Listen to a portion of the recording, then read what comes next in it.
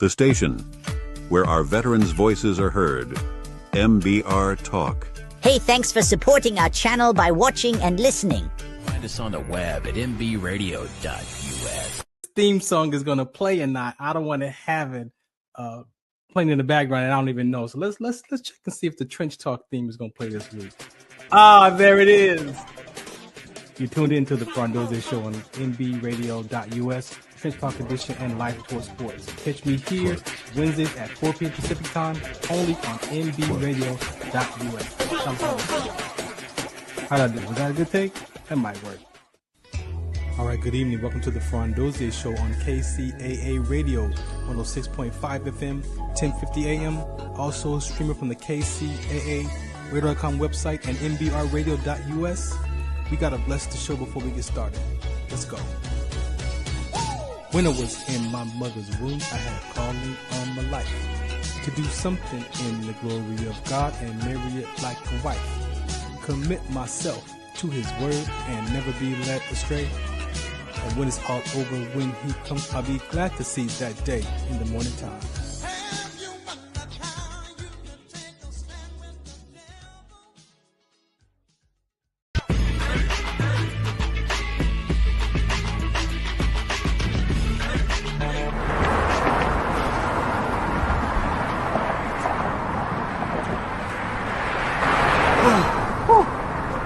Hey, what's up, man? How you doing? I'm blessed, my brother. How you doing? I'm good, man. I'm good. Hey, did you see the game last night? Oh, that was a good game. But did you see the shot? I lost money from that shot. Oh, too. man, that shot was cold, I man. hated it, but it was good. Damn. What's in those jeans? You really want to know? I do. Exhaustion, muscle spasms, asthmatic issues, unexpected sickle cell trait crises. Damn. Are you serious? When I was young, I found out I had sickle cell trait. My mom's told me, but I ain't have no knowledge of it. But when I got older, I had a child, and the doctor told me my daughter has sickle cell trait. You know the facts that both parents have sickle cell trait? There's a 50% chance the child may have the trait, and 25% chance the child may have the disease. Hey, that's what's the count. Do you know that 2.5 million people in the United States have sickle cell trait, 300 million people globally? I didn't find out I had sickle cell trait until I was in the Army, 10 years. Next thing you know, I had a sickle cell trait exertion site. Sickle cell? I thought that was a black gene or something. Nah, man, the Latin community is number 2. 1 out of 36,000 babies are being born with sickle cell disease. You could be Caucasian, Mediterranean, European. You gotta know your bloodline, man. There is an inherited gene in our community that has been forgotten. The name is sickle cell trait. WDCONSCT, also known as What's the Count, is out to bring awareness, education, and prevention to people all over the globe. Want more information? Call us now at 323-215-5384 or visit www.wdconsct.org.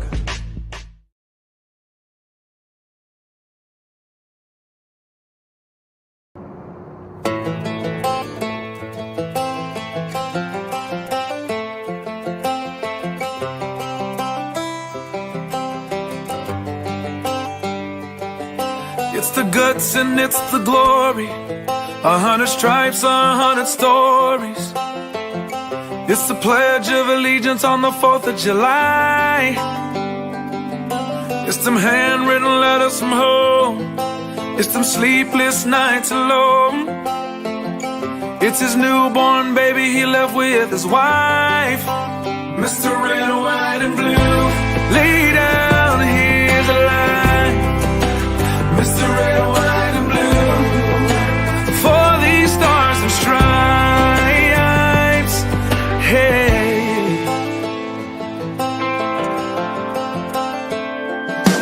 From the fields of Indiana to the swamps of Louisiana, to the golden coast of California, Uncle Sam's the only family he's got. His purple heartbeat won't stop, and his 18th birthday was the day he was born.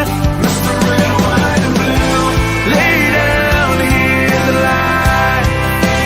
Mr. Red, White, and Blue, for these stars and stripes.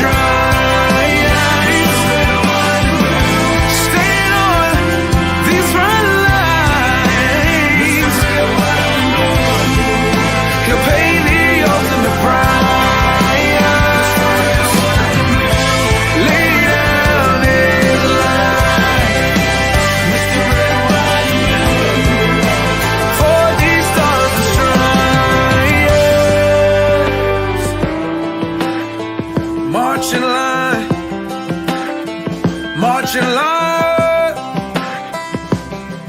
Hey. Hey.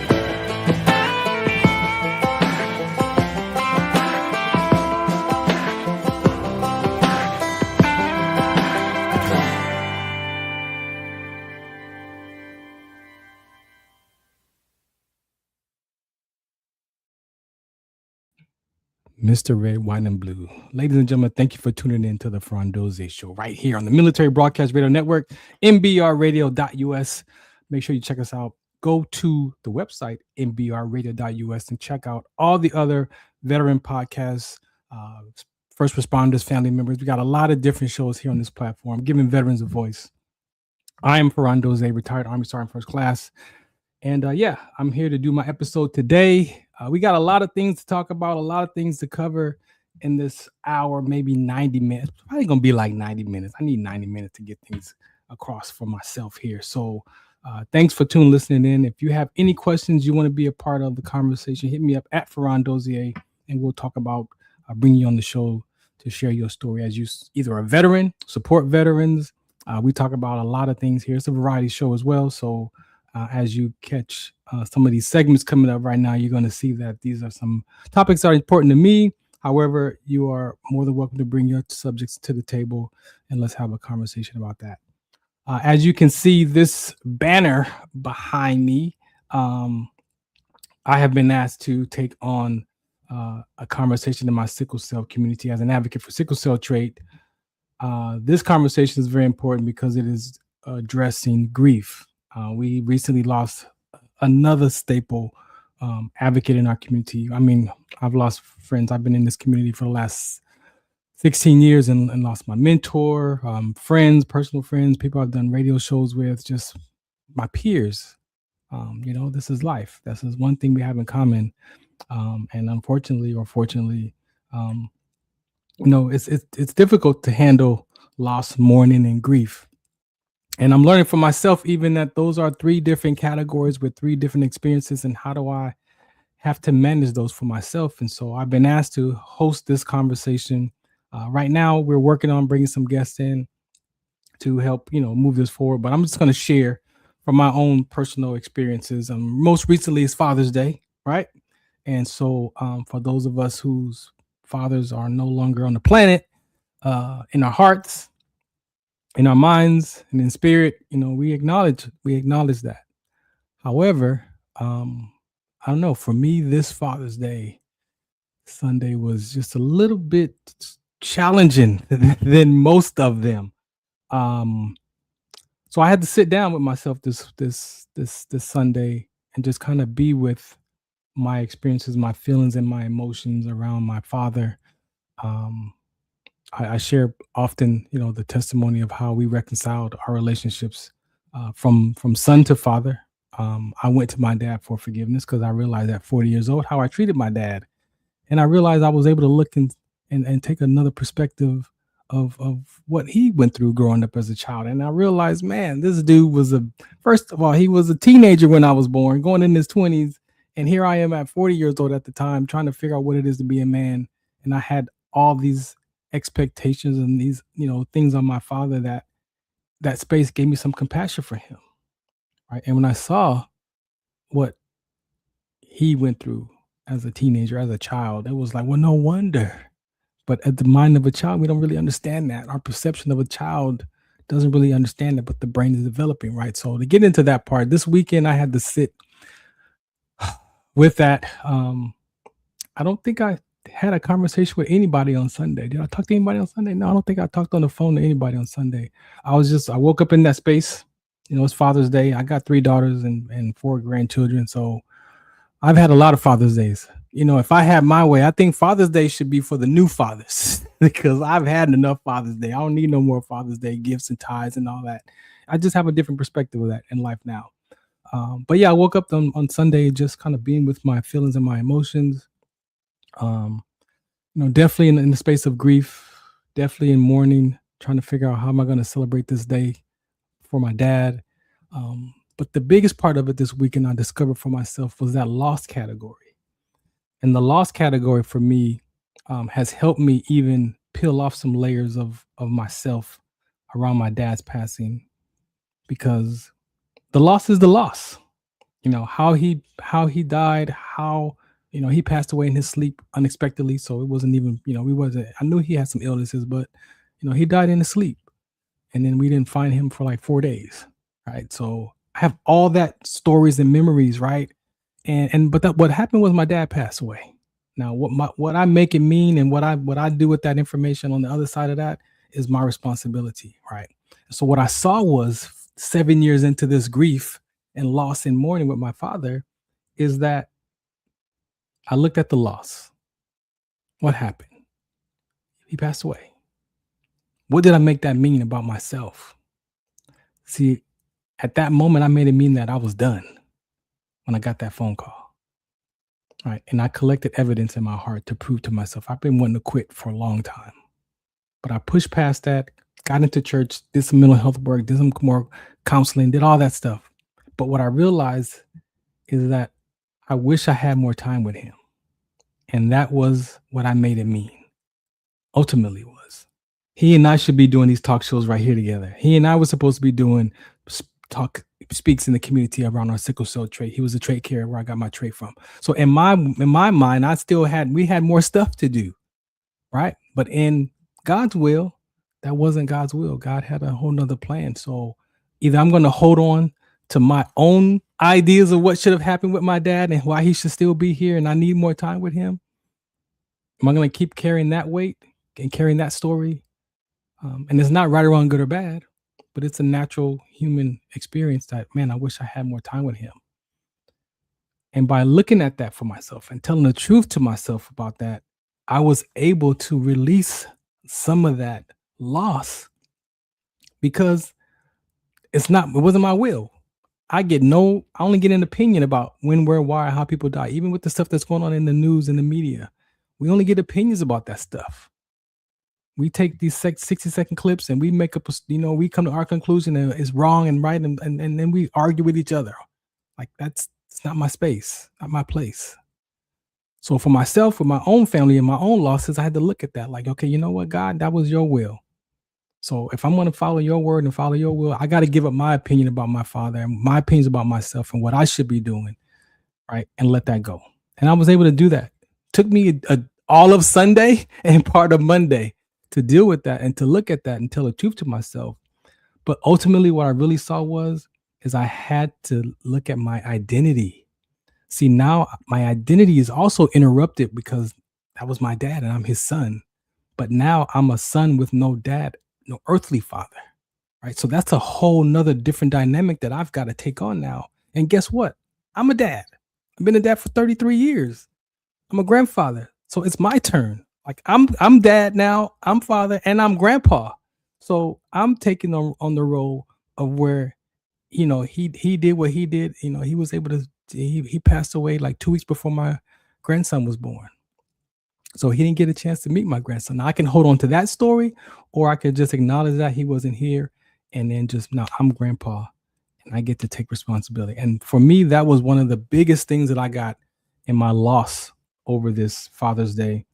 And so again, I share that if you have people who, have transitioned in your life, friends, family members, loved ones, close friends, whatever that dynamic was, they say there's no, grief it shows up when it shows up, right? But if you understand and you do the work and you be the work and you apply those principles to your life, you can find peace.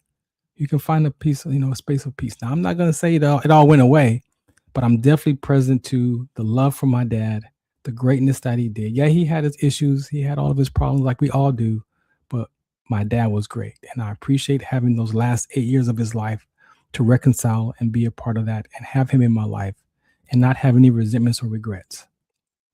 See, I was holding on to what it made me look like. Like I wanted more time. He's gone. That's done. Right. And so as we have these conversations in our sickle cell community, just replace that with, whatever community you're a part of, whereas veterans, we're going to talk about some veteran stuff tonight as well. But grief, loss, and mourning, you got to look at those in those categories. They're different categories and they show up different in life. Right. And you may have to deal with that. So the morning part was, I went and had breakfast by myself at the restaurant, like he and I would do multiple times during the week. We would just go hang out and have breakfast somewhere and chill. That was the morning piece. You got to find out when that grief emotional state shows up, what are you doing? What are you doing with that grief? Are you internalizing it, or are you actually finding a way to let that grief go, to just play music or whatever your mind says? I need to go take this drive or go sit by the beach, whatever. Go do that. Go do that and be with that. That's the morning piece. You got to be able to go find somewhere and release that mourning, right? And the grief is the emotional part of that. Yeah, you're going to cry. You're going to feel things, your body sensations. But at the end of the day, once you be with those feelings and emotions and don't become them, be with them, they pass. Right. So you're gonna hear some more conversations about this subject around grief, especially for our sickle cell community. We'll be talking to family members. We'll be talking to friends. Unfortunately, we can't swim in denial. Right. We can't swim in denial that we all have that in common. At some point, we're gonna transition and expire. And however you language it for yourself, deliver the messages. Find out what your purpose, why you were born. Deliver those messages. And die empty, leave it all on the court. That's what I recommend. That's what I'm practicing. So you see me up to a lot of things in life. Basketball, ABA, I own 3 ABA basketball teams co-owned. I have this radio show. I have the KCA radio show. I have the nonprofit with my sickle cell trait. I partner with EQ Athletics. So there's a lot of things. Why? Because there's a message that God has given me to deliver. And it may not be for the whole world. It may just be for a certain amount of people or who you come in contact with. So find your peace in that, right? So shouts out to Felice for allowing me to be a part of this conversation. So you're going to find some of those episodes as we start to design this grief, finding comfort in our community around sickle cell and grief. They're going to find that here on mbradio.us on Wednesdays. And then, like I said, as we find more guests, I'll put more specific times out that's going to take place, right? So you'll be informed way ahead of time. And if you want to chime in, again, at Farron Dozier, hit me up to be a guest, like I said, and we'll be able to talk about life and the stages of these different stages of grief. So I appreciate you for that. That sickle cell trait conversation is important. So if you have questions, you know somebody with the trait, they need information, hit me up at wdconsct.org for that conversation. And we'll take care of you. So if you've been looking at the social media, yes, we have a guest today. Rick is here. As we're talking about grief, we're just going to go right into that conversation. Seems like it's been showing up in my life most recently around, just life insurance policies, death, burial, all those things, right? If you're a veteran, you make sure you got to go apply wherever you're going to be buried. You got to go to there and apply for your plot. Make sure that you're registered. So when your family got that documentation, when you transition, they know what to do with your body, right? That's important. For me, honestly, I retired from the military 13 years ago. I did not take the SGLI retired, life insurance. I didn't have any. I knew I should get some. I have my house. Like I knew in the back of my mind, I need to get something. I need to get a trust. I need to put this stuff in place for my daughters, for my grandchildren as they're being born. My grandchildren. It's like, okay, Farron, at some point you need to be responsible. What is the concern? What is the fear? Putting this stuff into place doesn't mean you're going to die, right? But sometimes we live into the future of uncertainty, and that creates the anxiety today. And especially when you're looking around these conversations, life and death, those are some real life conversations, right? And in our veteran community, we know that veteran suicide is very high, but it's a human being flaw, right? So in today's conversation, we're going to talk about some life insurance. I got a gentleman here who works with veterans, has done a lot of work with veterans the last 25 plus years in other areas as well. But we just want to give you an opportunity to have a conversation, to listen. And if you got some questions, you can ask in the chat or post to us later on afterwards if you hear something for yourself, right? And then after that, we're going to have a panel discussion. I got some men here because again, we're talking about Father's Day just passing, and we talk about men's mental health. That is a number one conversation for me because of what I've been through and still managing my own mental health and mental toughness, transition and change. So that's a real life conversation. Just got off the phone with my buddy out of Michigan who's about to retire, man. And he was, he's preparing himself for that transition, for that change. My identity was trapped in that uniform. Right. So when we talk about identity, it wraps around a lot of different conversations. So my guest today is Rick. I'm gonna bring Rick up on the deck, man, and let's have a conversation. How you doing, man? Very good, thank you. All right. Thanks for hanging out today, and do a favor, introduce yourself to the listeners. Sure. My name is Rick Mercado. I've been working for veterans in excess of 20 years. Got a background, passion for veterans for my whole entire life. My brother served, my father served. So I thank everyone for their service. I really appreciate it. And now I'm focused on veterans and assisting them wherever I can assist them with. All right. So before we get to that veteran topic, let's get to know who was Rick growing up in his environment as a child, man. Let's go to some childhood days, man. Who was Rick growing up as a kid? I don't like the word kid. Child. A kid is a baby goat. So we're going to say child. Who was Rick as a child? As a child, really bad child. Welcome to our world. Good. I had great parents growing up. Since my father was in the Army, disciplined house. But with that discipline, of course, came a lot of respect. And of course, they sent us into private Catholic schools and things like that. So I'm very fortunate to have had my father who did that all for us. I really appreciate him. Of course, he's passed away now, but really appreciate that, what he did for us growing up. Mischievous. So you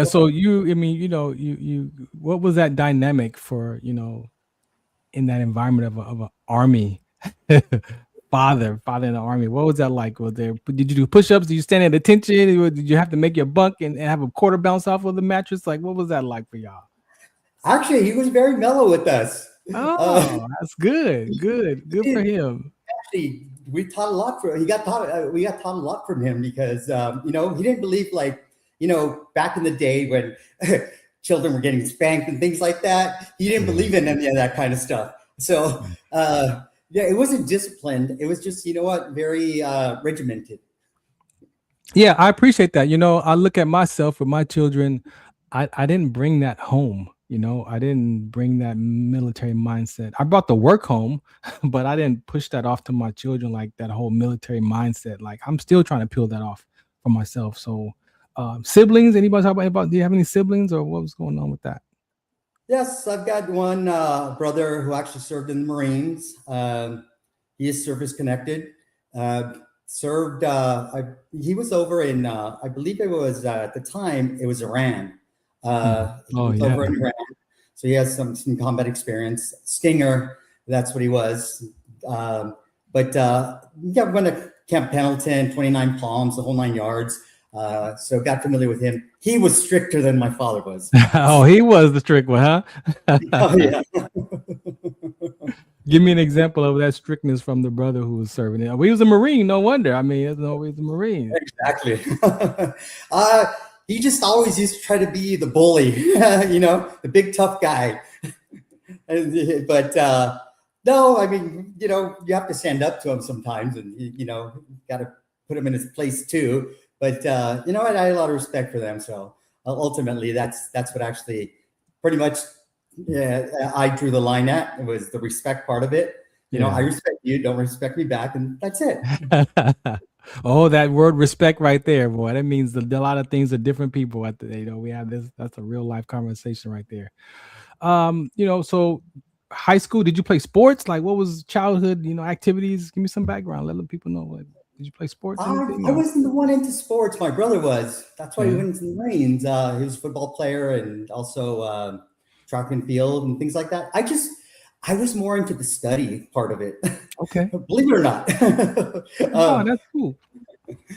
I wasn't in part of sports. I was more into the education. But after high school, I did go to college. That's what my difference was. I took a different path. Yeah. You mentioned your dad passed. I know I opened up the show with a little bit of this transition and stuff that, I'm very respectful for people because, as human beings, we're sincere. We say the things that people normally say, oh, happy Father's Day. We don't know the person's status of their dad or anything like that. Right. So anything you want to share about how you manage, your Father's Day these days, and what that looks like for you. Can you touch on It's that? a little tough. Of course, he isn't around, and getting by Father's Day is a little tough. But also, my sons, I have two sons, 32 and a 22-year-old. And I respect them a lot, but, you lose track of them sometimes, and they lose track of you, of course. Yeah. And, time goes on. So I find it that, also I'm just like you, I'm kind of alone out there and kind of just stick to myself and do my own thing. Yeah, I appreciate that. Thank you so much. College, what were you drawn to in school? What type of education did you get? I started off in criminal justice. Yeah. Actually, political science was my first major. And then I went to criminal justice. And ultimately, I found myself in business. Okay. The criminal justice, when you got in that education, you was like, nah, I'm cool with that. That sounds like a good field, though. There's a lot of work in there. Since I grew up in Los Angeles, I actually got went to the whole 9 yards of getting elected with the LAPD. So that's what my intent was. But at the time, in the early 90s, they had a hiring freeze. So that went out the window. Oh, yeah. I could see that happening. All right. What led you? I mean, you mentioned your dad and your brother, people in your life that served in the military. What was the thing that drew you to, like, you know what?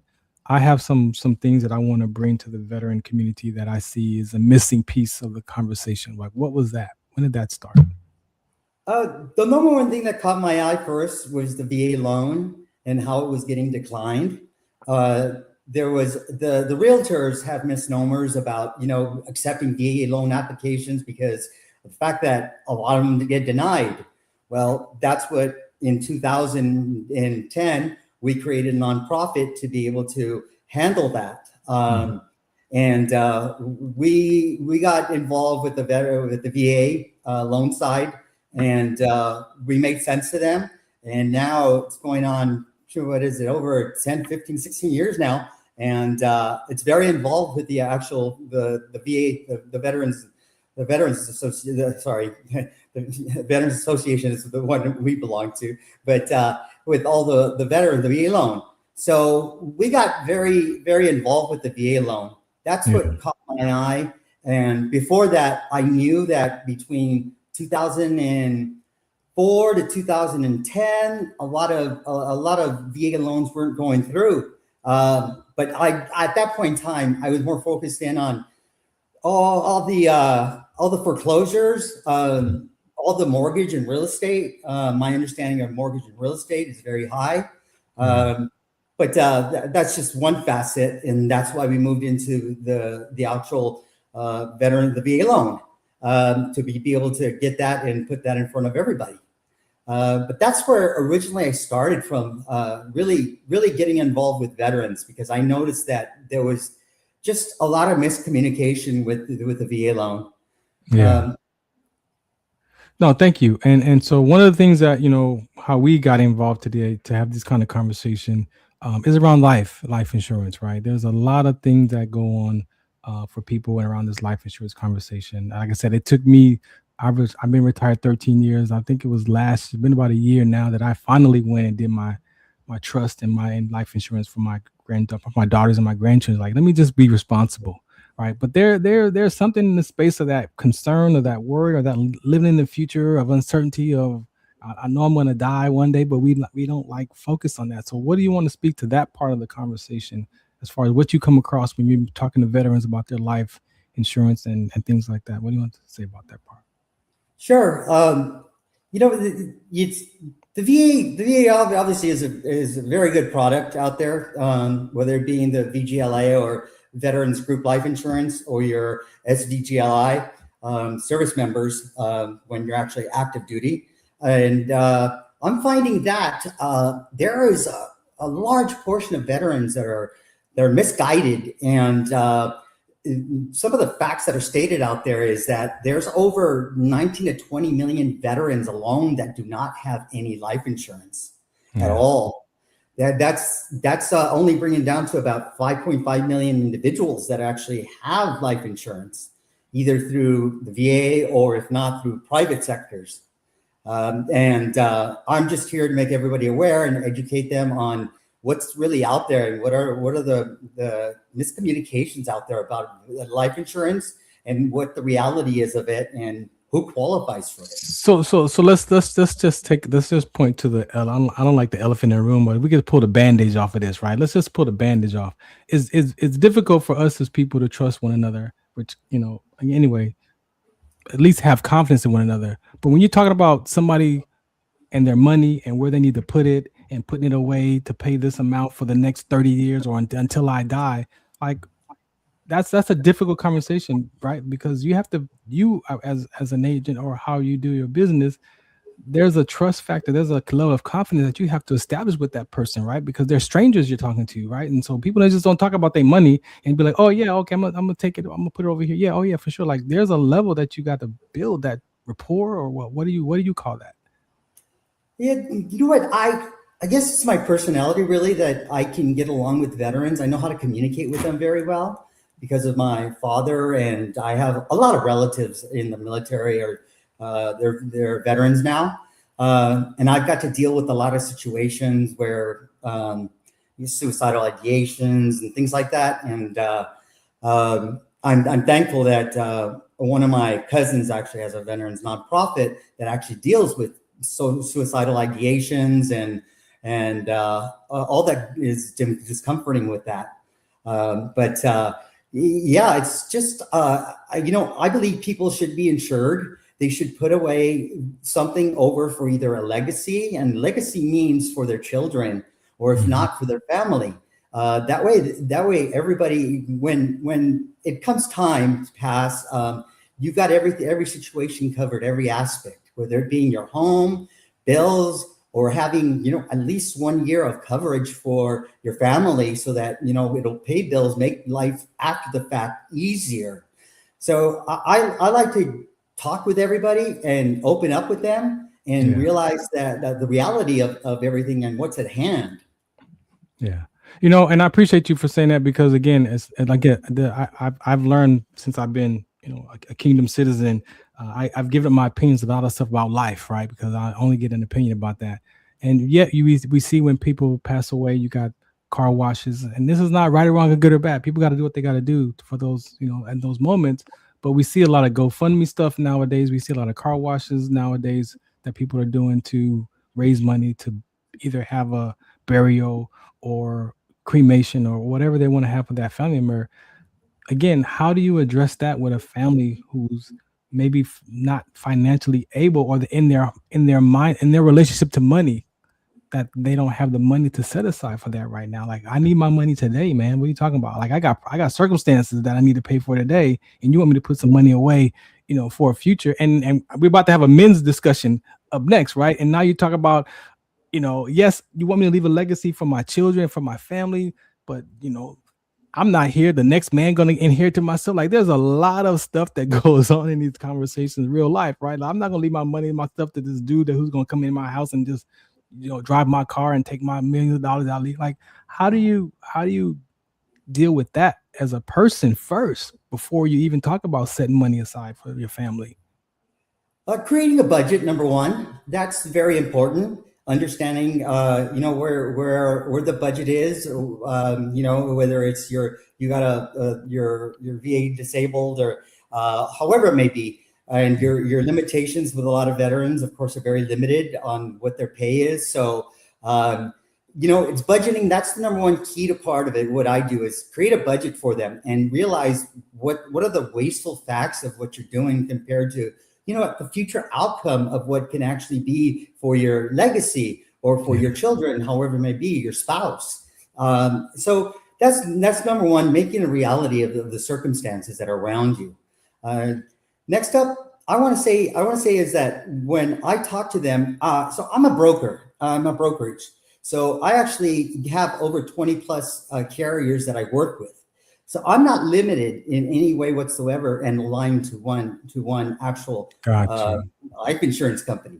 So Gotcha. I can Okay. shop around. I can look for discounts. I can look for a lot of different things, whether it being hybrid insurances, which hybrid means a lot of here in California, actually, there's probably going to be a bill passed soon where everybody has to get, what is it? Oh my God.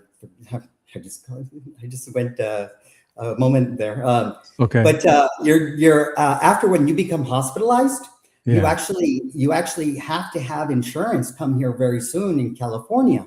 And if you don't have that insurance, guess what? It's not going to get covered. Yeah. It's going to be mandatory in California soon.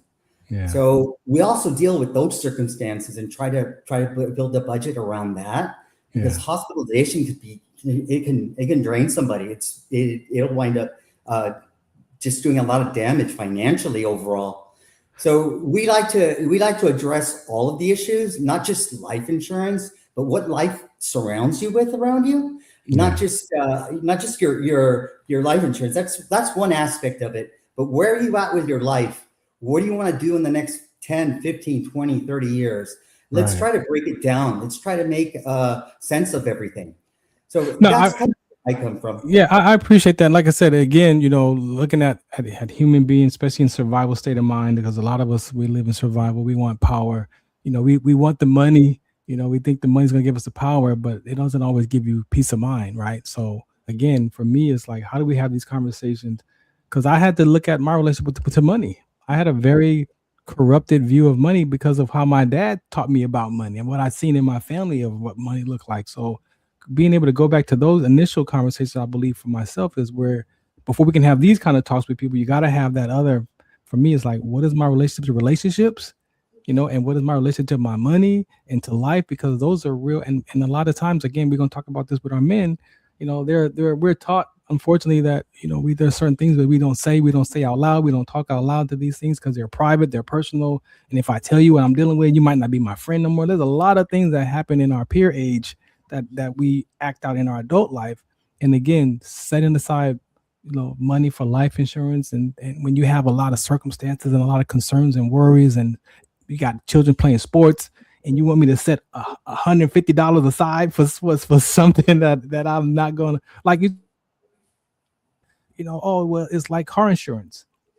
You buy car insurance and you may never use it. Yeah, but there's a different, I believe there's a different framework in the relationship to my car versus that putting that life insurance policy away. So before I let you go, anything you want to, say that I missed, or you want to share? If anybody has any questions, my phone number, I'm just going to say my phone number, and anybody can reach out to me at any given time. Doesn't matter the time of day. I work 24 hours pretty much. So, and if not, you can shoot me an email at info@LifelineShield.com. Again, it's info@LifelineShield.com.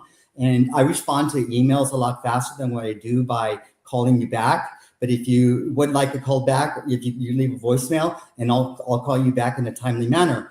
My cell phone number is 626-674-3549. Once again, I'm just going to repeat it, 626-674-3549. Rick, again, I thank you for hanging out today. You and I will talk some more. We got some ABA basketball stuff to talk about and some things like that. I appreciate you. But I want to get a little bit personal before I let you go. I know we all deal with some type of affliction or disability, things like that. Are you open to share, like, where you at in life today with yourself and just kind of? Sure. In 2020, 2021, unfortunately, I had a bad divorce. Actually, she's walked out of me, but it happens. So I went through my own mental health conditions and mental health illness, and I had to overcome that in order to be able to get back where I'm good at in business, and helping people. Ultimately, that's what I like to do, is help out.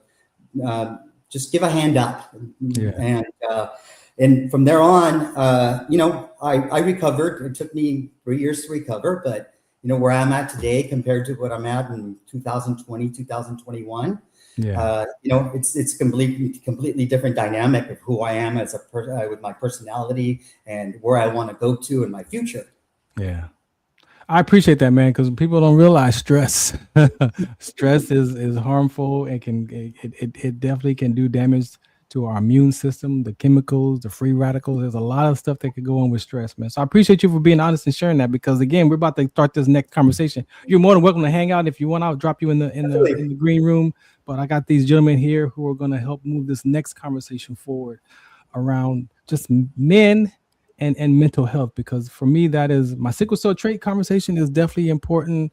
But the stuff I had to go through to get to be in front of you today, the last 16 years of my life with the suicide ideation and depression, anxiety, and I'm still peeling off those layers, right? I'm still dealing with that stuff. And so, we're taught that there's certain things that we don't talk about. And we know we suffer in silence. Like, we know this, but knowing makes no difference sometimes. We know a lot of stuff, but sometimes are you willing to do the work?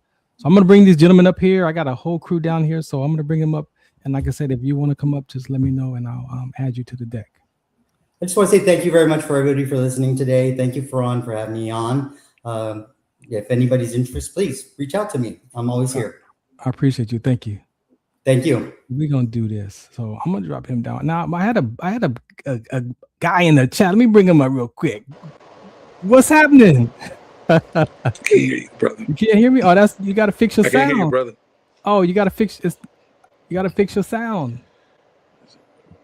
Yeah, I was ready to chat with you for a second. I'm trying to hear. I cannot. Okay. Yeah, I wanted to chat with you for a second. I'm gonna bring him back up when he get his sound together. Yeah, you got to fix your. Everybody else. You guys can hear me, right? Can you hear me right here? You can hear me, right? I'm good. Yeah, I can hear you.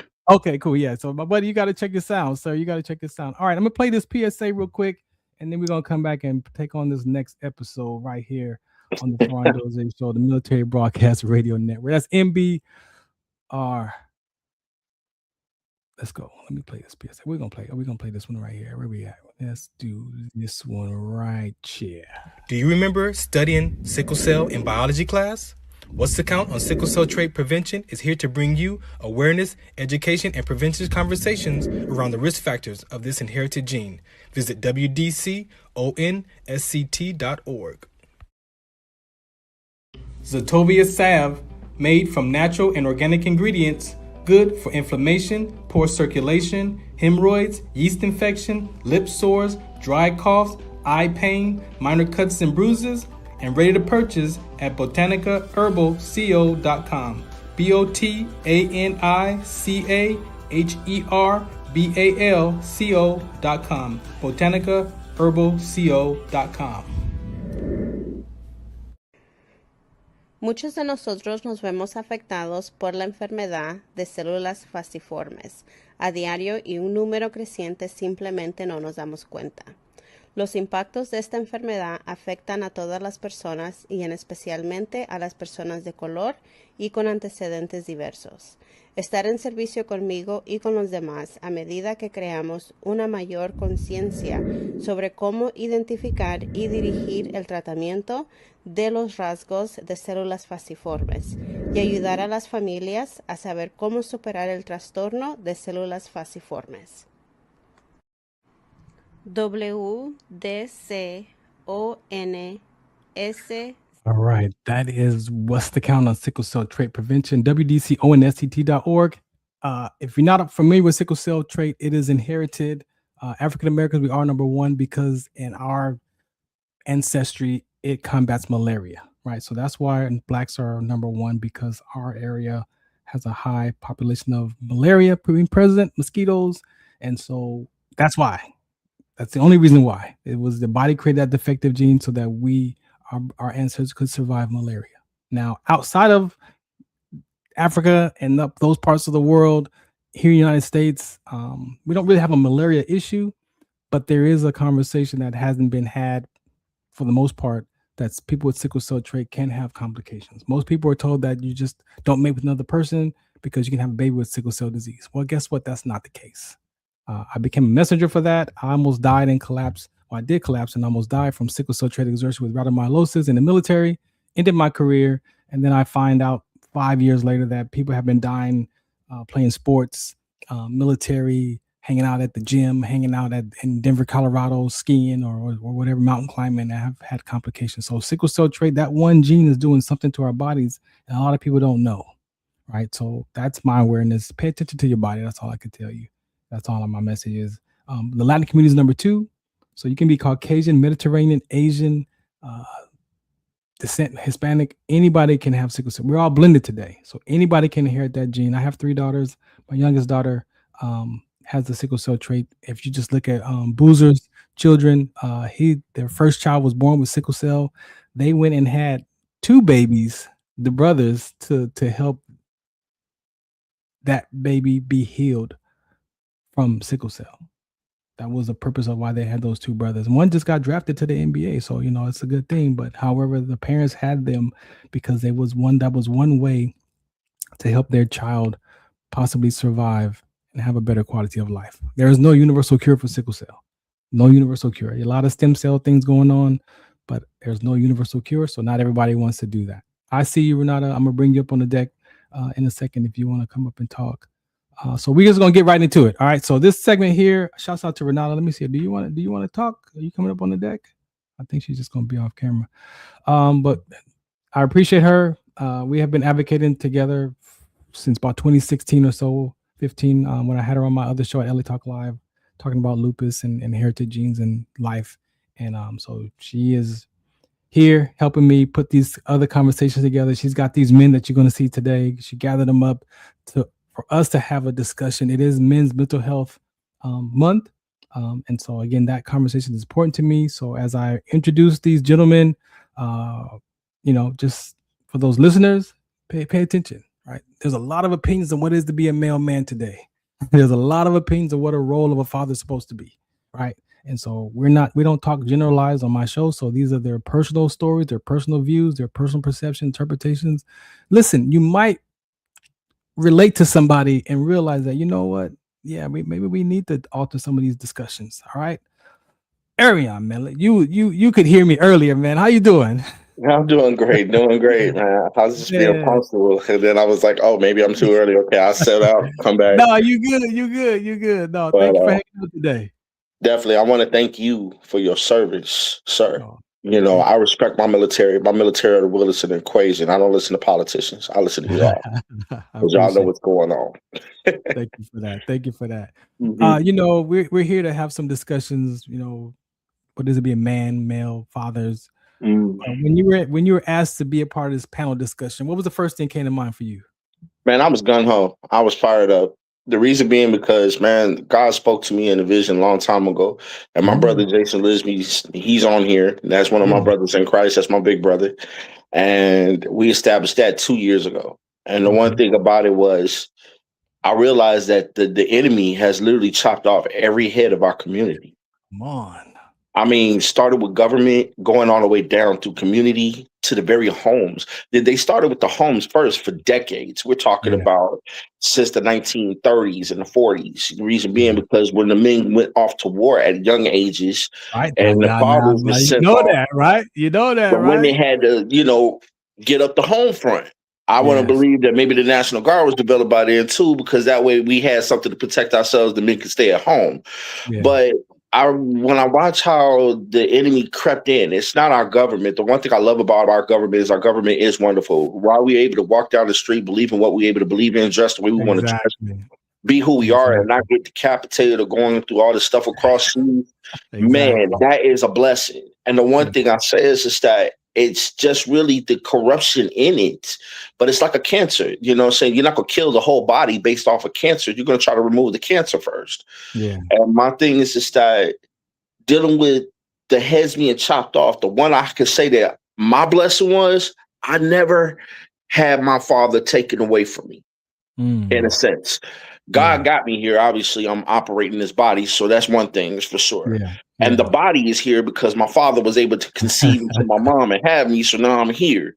But then even when the enemy tried to sever that and take that away, because I never knew my blood father until I was 35. Okay. I still had a dad step in. And this man was a special man because he wasn't just like any other brother. I'm just doing this because I'm dating the moms and we out, no, he took me in and he raised me because he knew I didn't have a father. Yeah. And that there, God rest in peace, Bayless Armstrong. He died in February 15, 2015. Amen. You know, and that was for my mental to keep me morally standard as here on earth. And then I met my blood father when I was 35, and it was like I got the other half of the story. Found out my grandfather did a little bit of lying. But looking at him and then seeing my face and everything about me, man, you would believe it was like we're looking at a twin. Yes. And he was such a jolly person. He wasn't anything that was described to me. He wasn't anything that they put labels on or anything. He was actually a really cool dude. And to tell you the truth, it really wasn't his fault. It was something that happened with family and politics. And you know how fathers get back in the day when, you know, their younger daughter was dating a dude, you know. Of course. So man, thank you. Thank you for that. You opened up the conversation, man. You hit everything that we want to discuss today, man. So I'm gonna bring somebody up first real quick, and then we'll move forward with everybody. Let me see where I'm gonna put you down. All right, where you at? Okay, I'm gonna take you down there. Let me see if he can hear me now. My Marine buddy. All right, you good now? I can hear you now, man. All right, man. How you doing today? I'm blessed. How you doing, bro? I'm good, man. Thank you. I saw you in the chat over there talking about with your Marine status. Thank you for my brothers in arms, man. Anything you hear about that conversation about the life insurance? I know it's a real life conversation. Oh, most definitely. Hey, man, I'm definitely gonna check him out. You know what I'm saying? As far as that, because when I got out of the military, you know, I got the VGLI. Yeah. When I got out of the military, I didn't apply for it. I applied for it, and I mean, I like it. It's cool, but I like to have something else in place. You know what I'm saying? So that you can say generational wealth. Yeah. You know what I'm saying? And also, I don't know if IUL, if anybody knows about IULs or anything like that, but those are actually good too, as far as veterans are concerned as well too. Coming out of the military, those are, I mean, great. Yeah, thank you for that. Thank you. So do me a favor, introduce yourself to listeners, man. What came across your mind when you was asked to be a part of this discussion today? Well, Sister Renata, she had, you know, basically she had asked me like, hey, Minister Jason, because I am a minister, I'm an ordained minister. Shout out to Life Changing Word Team USA, under Dr. Derek Chris Fields, who is also our bishop. So I was ordained under the ministry. So thank you all for that. Okay. But she asked me, she was like, you know, the brother's a veteran and you're a veteran. So why don't you guys, you know, don't you just come on board and see, you know, she said, it will be phenomenal that you guys actually talk because you guys both think alike. That's a brother in arm thing right there. You know what I'm saying? Anybody who's military, you know, no matter what branch, you know, doesn't matter. Instant connection. Yeah, instant connection right there, man. So I was just elated over the fact that okay, let's get this out there, because there's a lot of things that you had touched on today as far as mental health. Yeah. But you also touched on the loss. Yeah. But what everybody don't understand is that there's another type of death that happens to a father when he is stripped of his crown of fatherhood. It's another type of death that takes place, because I myself knows about this. It's been 20 years since I shared a Father's Day with any of my children due to some false allegations that happened against me while I was serving in the military. So it really obliterated. I'm gonna say that it obliterated the type of love that I wanted to share with my children. It obliterated that because of a lie. You know what I'm saying? And when you're my height and my size, there's a lot of things that take place as far as people in their assumptions, you know, like, oh, this guy is big or whatever. I mean, he's got that look like a killer and blah, blah, blah, you know, and it's like, just get to know me before you sit up there and assume something about me. You'll find out I'm a teddy bear in a grizzly bear package. You know, are you pointing to that? You know, the Bible talks about when, especially at the fall. On my other show, we're talking about Adam. Where are you? Right, Adam. Where are you? Yes. And so that's one of the topics we've been on the last couple of episodes. And it's wild you say that, because that other death that I think you point to is that emotional death that took place. Yes, it's an emotional death that takes Emotional place. death that takes place. And it's like when you want your children, when you want to instill in them, like you're so excited about being a dad, because I was listening to you and Rick talking about how you guys had dads that were in the service and everything, and I was like, oh Lord, let me get on this conversation real quick, because my dad was in the service, you know what I'm saying? And it's up in the air, because my dad was real fun and everything like that, but don't forget to do the yard. Don't forget, because on Mondays or whatever, we had to do the yard. So on Tuesdays, put it out for the trash man. Yeah. I can remember one time my dad, you know what I'm saying, I call him Sergeant Major. I remember one time my dad came home from work and he was playing basketball out there with us. We all chilling and everything like that. Like we forgot. Yeah, right. He woke us up at 4 o'clock in the morning. My dad was a drill sergeant too. So he woke us up at 4 o'clock in the morning, man, and had us outside raking them leaves. Now, we thought we was going to be slick and try to turn them lawnmower on. Nah, forget it. The lawnmower cut the grass and pick up the leaves at the same time. Yeah. Nope. No. He said it better be done before the trash man get there. And trash man always get there like between 6:30 and 7:30 in the morning. So he was like, and we had 2 big sycamore trees in the front yard. So it was like leaves for days. I'm gonna have to bring you back to do an episode with my before, during, after service. No problem, brother. No problem. I would love to, man. So let me bring up another couple of cats real quick, and we're gonna get everybody on the deck real quick. Capital P. What's happening? Oh, man, it's Capital P, man. We live in effect, live and direct, man. How you doing, man? Oh, man, it's a wonderful day to be alive. Alhamdulillah, man. How you doing? No doubt. Thank you for that.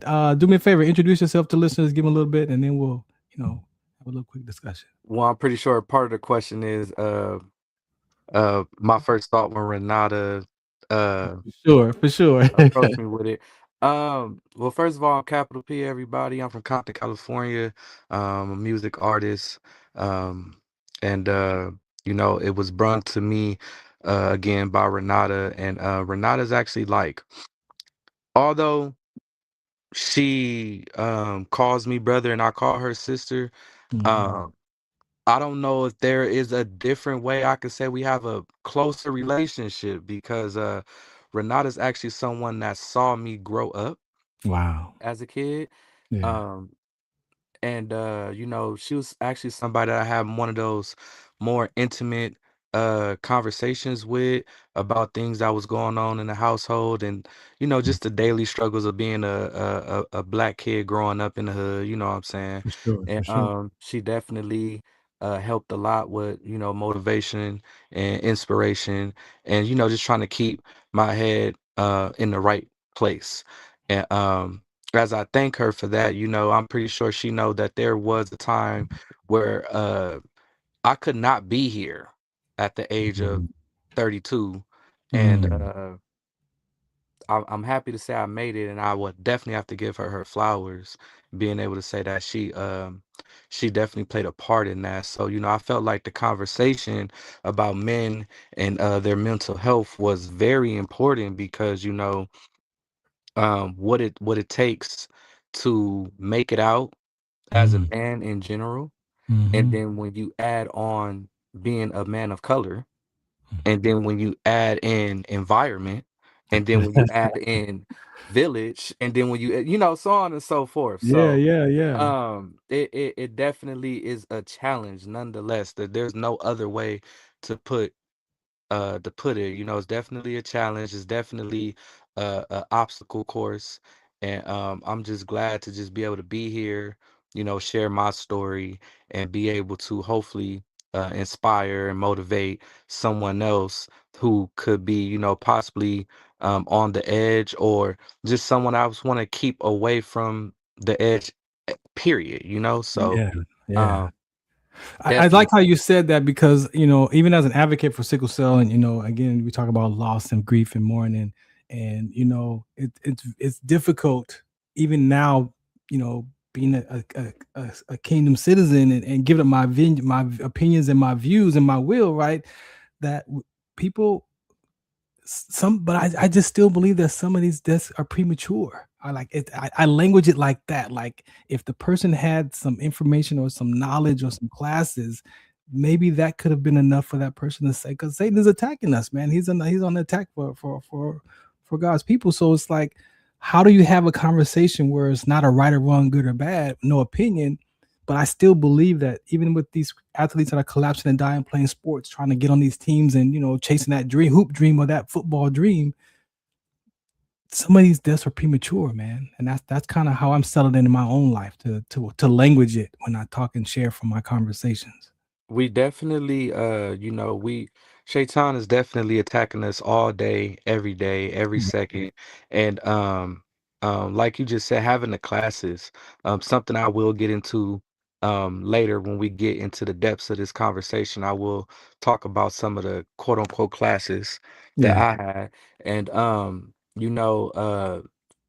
another good thing about it, you have to learn this as you get older, but us men, we are able to speak um more direct, Yeah. Yeah. amongst each other, Yeah.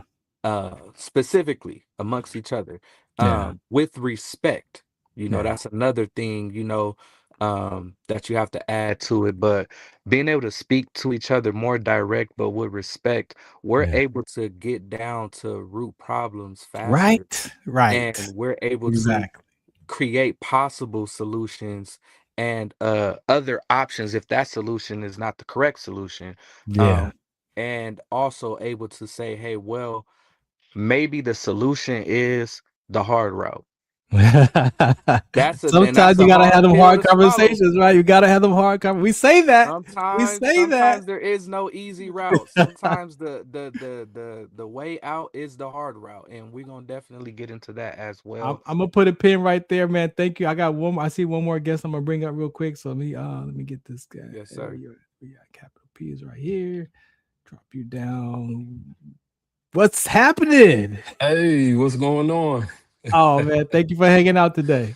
Oh yeah, without a doubt, man.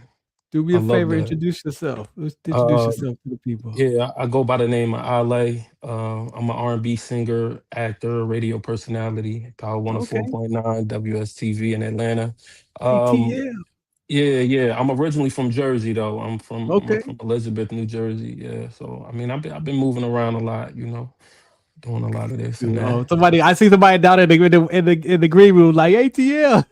I see Jason down there going crazy. Oh man, So you've yeah. heard some of the conversation. Renata helped put this panel, this discussion together. I appreciate her so much for that. What was your thought process when she asked you to come and be a part of this dialogue today?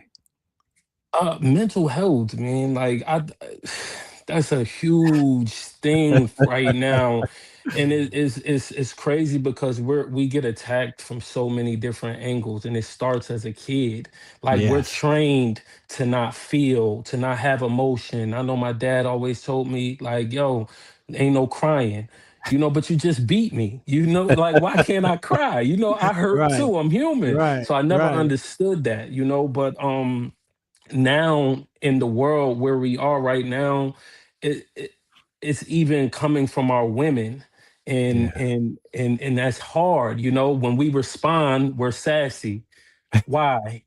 Because I have a response to your situation that you wanted to talk Exactly. about. It doesn't make sense to me. Exactly. Exactly. So it's just an all around attack, but it's important for us to have group conversations and like discuss these issues because some people go through some things that other people don't go through. You Yeah. know, so it's important for us to learn these things so when we do go through them, we know how to handle the situation and move forward in peace. It's not always about being argumentative and all of that Yeah. stuff. No. It's about having peace and sticking together. My whole project right now is based around unity and Mhm. relationships because I want to bring the man home, but I want the man to have a safe home to come to. Yeah. Like make me want to come home.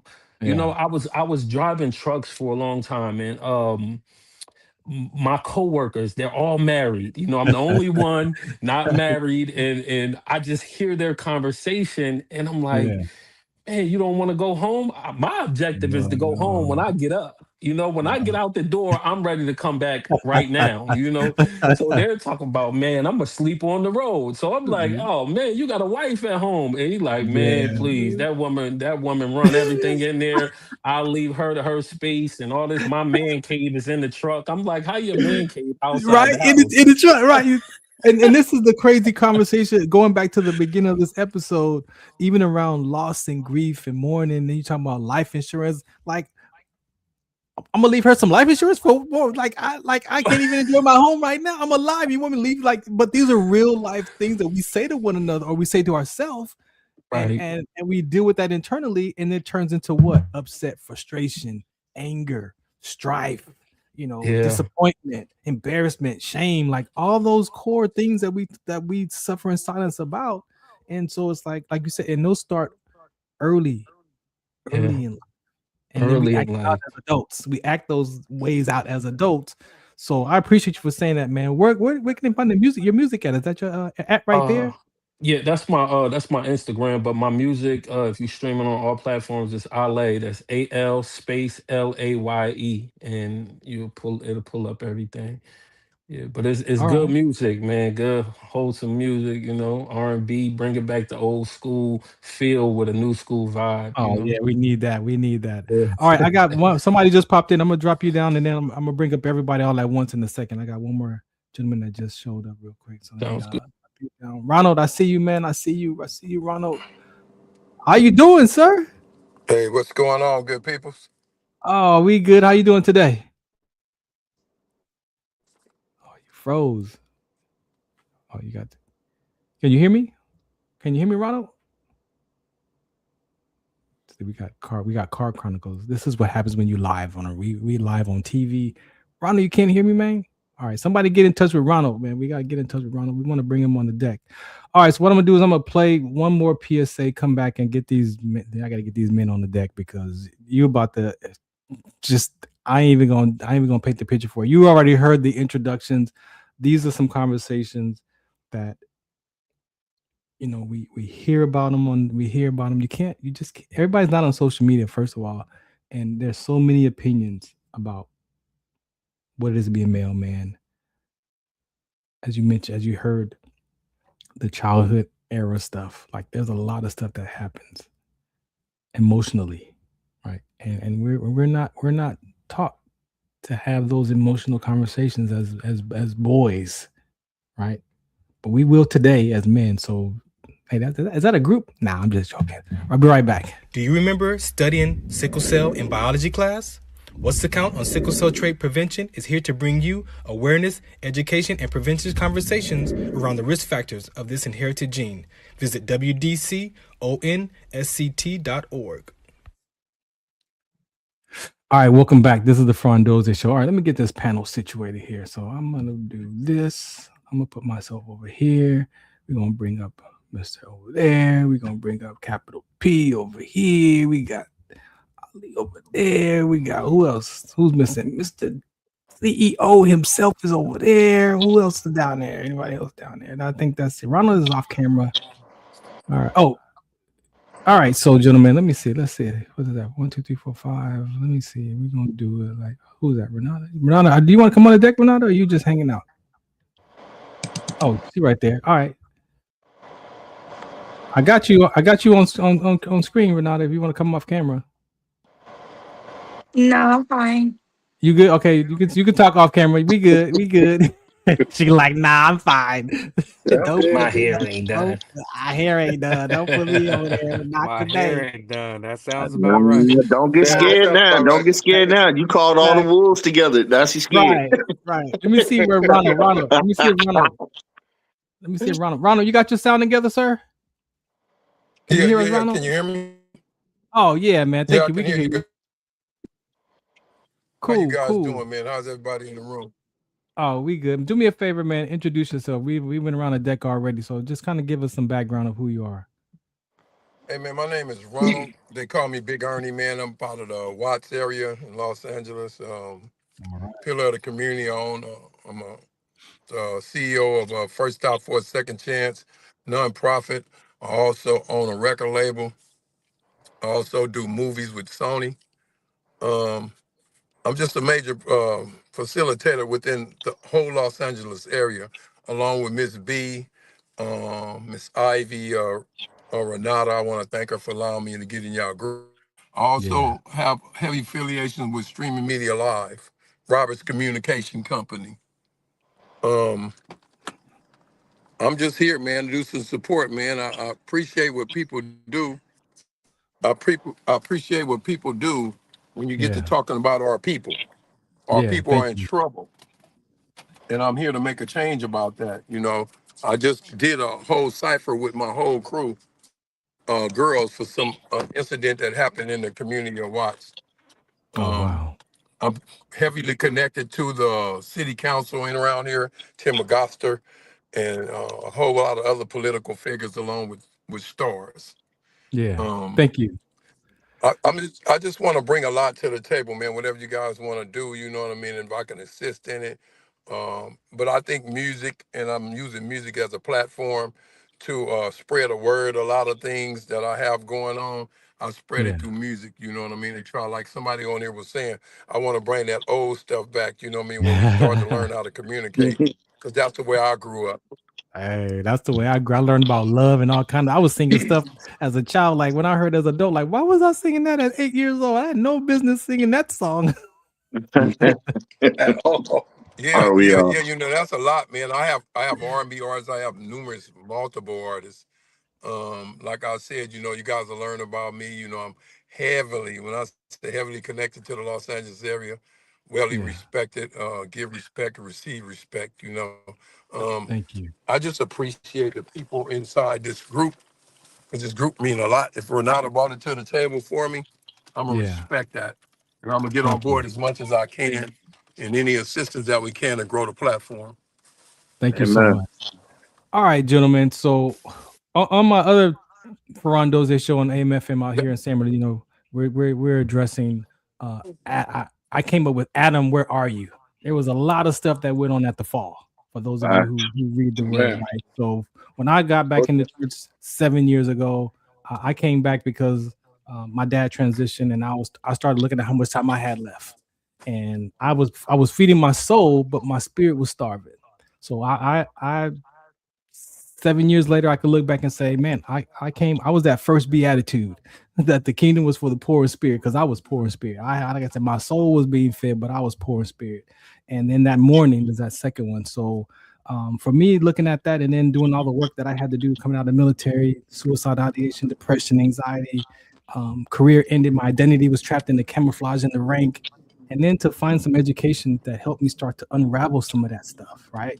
And then to go back and look at my childhood and the stories that I made up about my mom and my dad and my peer age, but more about the stories that I made up about myself, like who I had to become to survive those.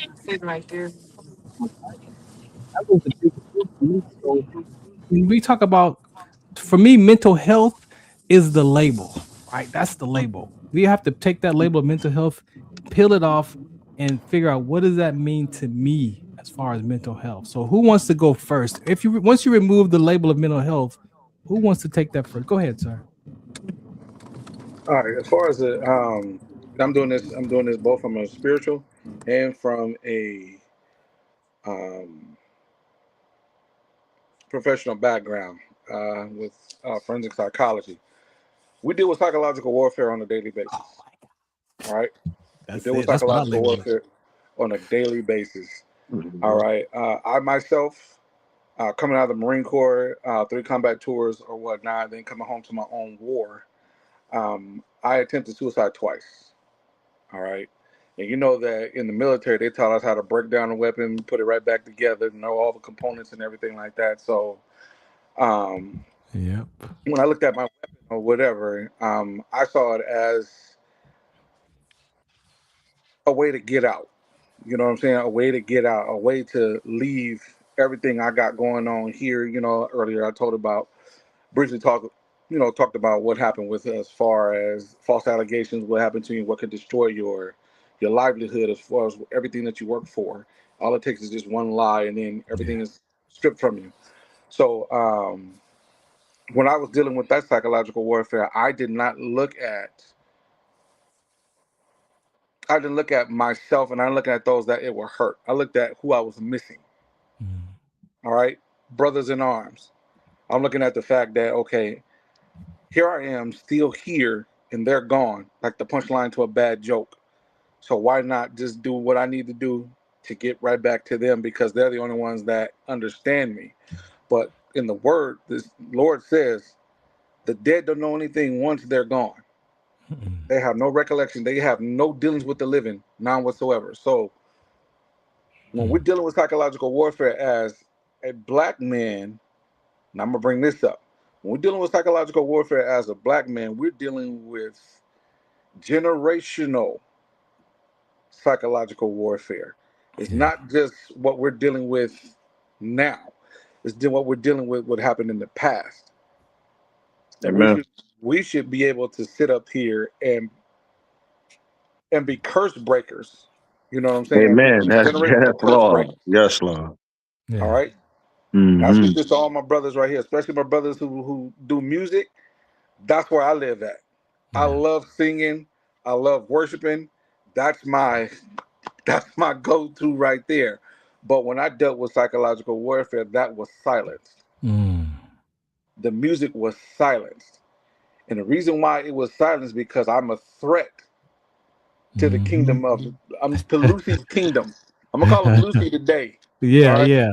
He don't get that much. He don't get that much credit. He don't get that He much ain't getting no credit. credit. Your name Lucy today. So what I'm trying to convey to my brothers here right now is our psychological warfare goes beyond the natural. We're dealing with a spiritual psychological warfare right about now that we as men have to rise above, right? Yes, right. Lord.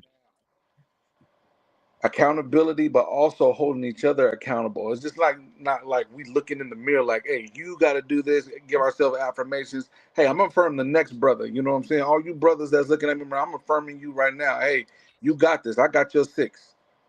Amen. That's it. You Tell know what it I'm saying? I again. got your 6. You know what I'm saying? My Tell it company, we again. got your 6. I have a protection company right now where we deal with all levels of security going into intelligence gathering and investigations, as well as rescuing and relocating traffic victims. Wow. All right. Right. So, like I Thank said, we you. got y'all 6, brothers. So I'm gonna relinquish my Thank stand you. right now so somebody else Yeah. can talk, because I run my mouth too much. No, you're good. You're good. Thank you for that. I mean, again, everyone who has said anything so far has set the tone for the different dynamics of all of us, right? All of us can relate to it. And I say that because, you know, as a soldier, I was taught at 19 years old when I joined, civilians are not going to understand you.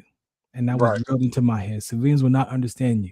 Well, guess what? After freaking 16 years of myself trying to figure out who I am, I don't understand me either. Right? So then I went to God, I went to the Holy Spirit, like, what's in between that? Relatedness. Right. If we could relate to one another, right? Use your imagination. What would you do if you had them circumstances, right? What would you do if you was in this position? Now we could talk about anything on the planet. But if I'm trying to understand you and all that, no, I'm throwing away half the stuff you're saying because I can't know. But relatedness. So who wants the next? Who wants to take on that? Let me see. Rock, paper, scissors. Because you Yeah, both go hit ahead. at the same time. Yeah, go ahead. Paper, rock. Let's go. All right, Let's there you go. go. Ready to go? Ready to go? All right, come on. They trying to fight it out. There we go. He cut him up. He cut him up. That's called healthy communication right He said there. rock, paper, scissors. Yo, we got it. I'm gonna be fair about it. I don't want to be the one like, yo, no. You know what I'm saying? Oh, you good. Appreciate that. I really am happy, and I'm very much humble, and I'm very much appreciative for those things. First, I got to give my Lord thanks to God to even having this opportunity to be able to speak publicly. That's my first time ever being on someone's podcast where it's actually going through, we're going live. So, and you also dealing with somebody who mental health. I am diagnosed just recently on June 4th of having SCD, which is social communicational disorder. Once I realized that I had that, it put everything in perspective of all my triggers. Made sense, huh? Because I couldn't understand how to talk. I didn't understand. I dominate conversations, but I didn't know I was dominating conversations. I'm just talking. I can't read between lines when people are just nodding their head in agreement or they're actually relating to me because I'm tunnel vision on it. I don't have a sensor of that. My vocal tones, sometimes I'm too loud in places where I'm not supposed to be. Sometimes my verbiage gets crossed up. I might get crossed up in this very much talking now. It can happen.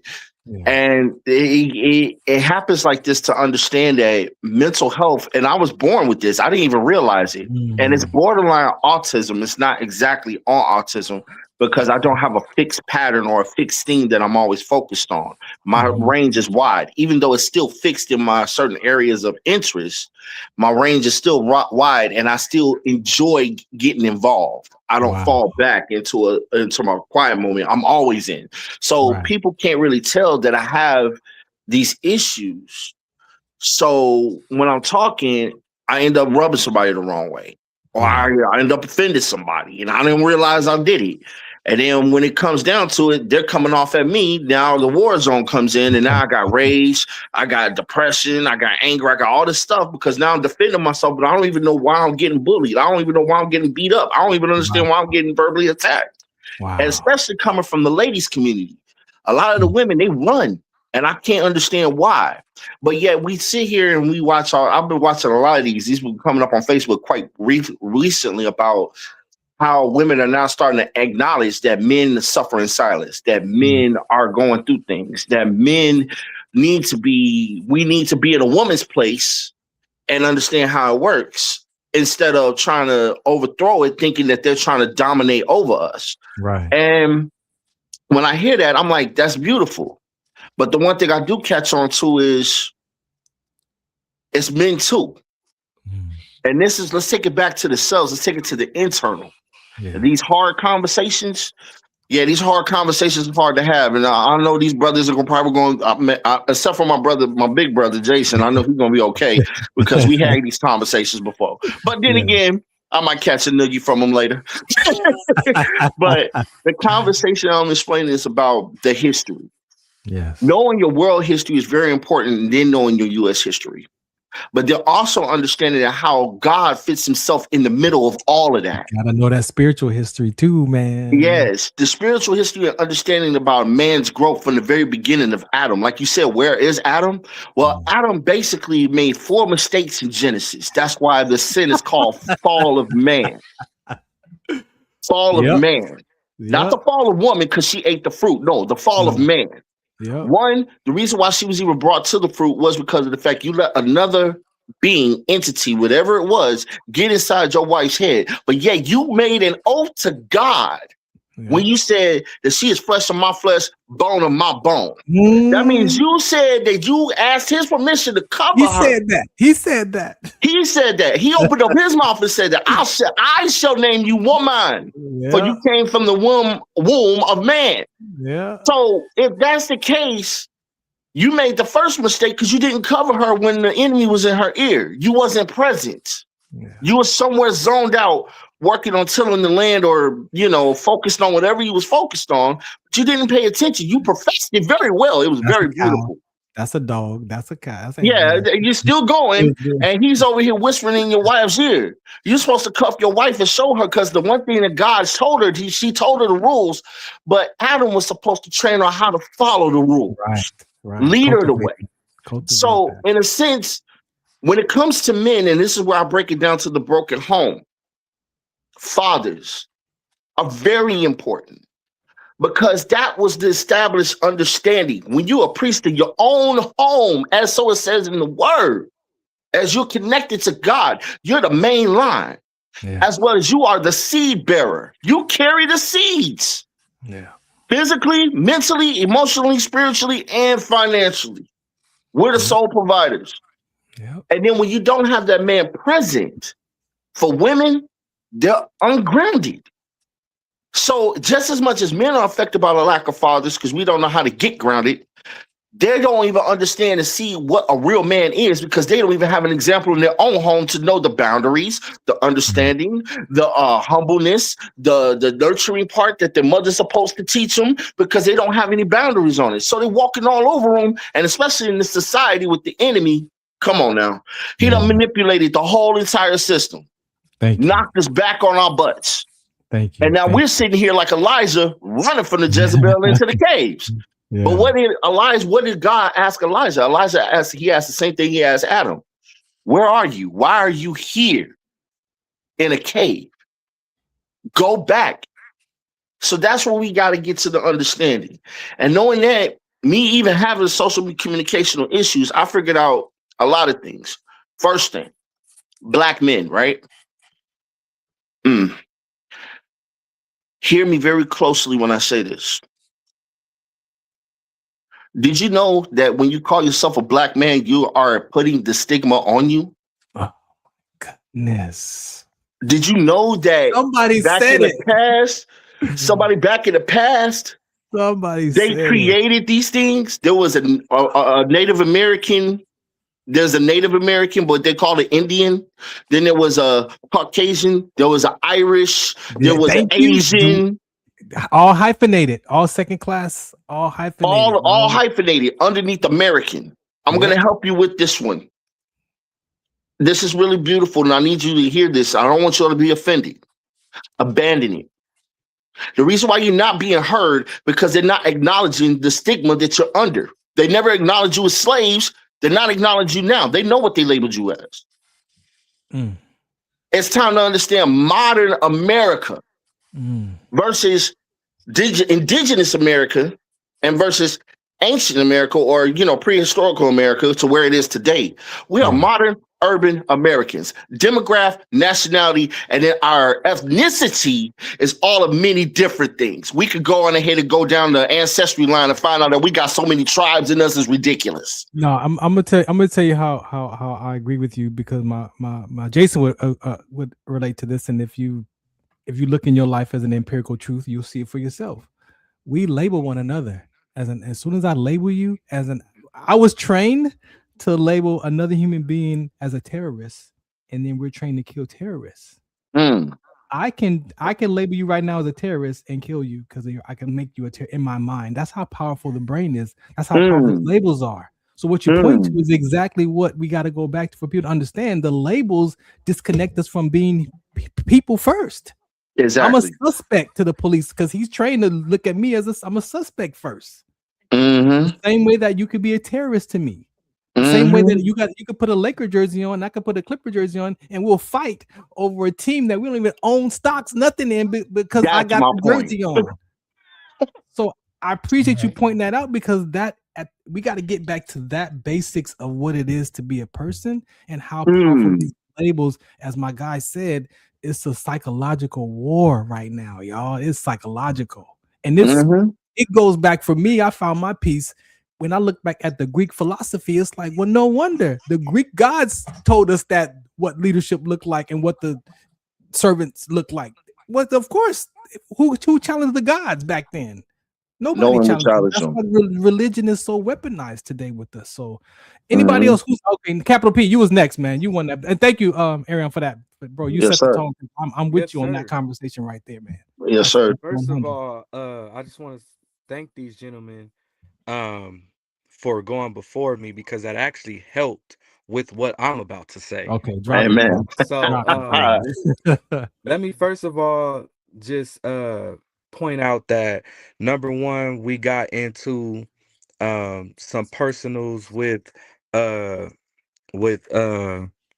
Jason and his situation with his kids and so on and so forth. We got into should we say race, ethnicity. We got into a little bit of history, and we also, and then Ale also brought up, modern today, being like, hey, being a man today is hard being a man, because you can't even speak. When you speak, a woman will then turn and say that you're sassy because you have now spoke against whatever her initial point was, and you don't side with her, or you don't bow to her will. Right. So there's a lot of points that's been hidden so far. Right. And with that being said, to be a man today, and dealing with our mental health, it stems from a lot of other different places that we are being attacked as far as our health goes. Our emotional health has been attacked, our physical health has been attacked, our spiritual health has been attacked. Even again with the race thing and coming up where we coming up now in the United States, part of the problem with that is we don't really have an identity, with Come us on. not having an identity. Like, for example, we're Black African Americans. I'm pretty sure everybody see that when they have to take a test or when they have to go fill out some type of paperwork. We're Black African Americans. But at the same token, a lot of our lineage didn't necessarily come from Africa. Nope. Not all of us. You know what I'm saying? Exactly. Nothing with what he said. If we were to go down our ancestral tree, we will find out that we're made up of a whole bunch of different tribes. You know what I'm Mm-hmm. saying? So Mm-hmm. part number one, I want to say that I would say one of the challenges of being a man and why we have so much problems with having mental health issues is that we technically don't have an identity. Besides the fact that we are men because we look between our legs and we have the parts, right? We grow up and we have the strength. You know what I'm saying? We're put in certain positions that quote unquote will make us a man, right? But at the same token, what defines a man is now so abroad that you can fall into so many different categories and you can just be lost. And when Mm-hmm. you figure out that you're lost, when you realize it, like, damn, I really don't know what I'm doing, who I am, where I'm trying to go, Man, so on and so forth. When you realize that, the abyss that you instantly go into, the deep. Mm-hmm. the abyss that you instantly go into Mm-hmm. is a When place you say that, abyss, when you say give me real life, what is that abyss for you? Because I know what it means for me. What does that look okay, like? What well, does that see, look like? again, since there's so many different layers to it, Yeah, the yeah. abyss could be the man that is driving a truck, has a family at home, but don't want to go home. Mm. Because the only light he see is the light of being outside. It instantly get dark the moment he even gets a mile away from home. Mm-hmm. Oh my Yes, goodness. The sir. abyss, the abyss can also be a place of walking Woo. into your workplace and you have all the skills, you have all the stripes and the stars and the certificates and so on and so forth, Mm, but you know that it means nothing. mm, But the only reason you're here is because you have to be here in order for you to take care of yourself, quote mm, unquote, and this family that you have at home. The abyss can be a place where if I fight, I'm wrong because I'm a man fighting you. yeah. But if I don't fight, I'm still less of a man or not a man at all because why wouldn't I fight? Right. And now I have to deal with, and I really uh uh uh felt Jason when he said what he said about not being able to deal with his kids for the last 20 years.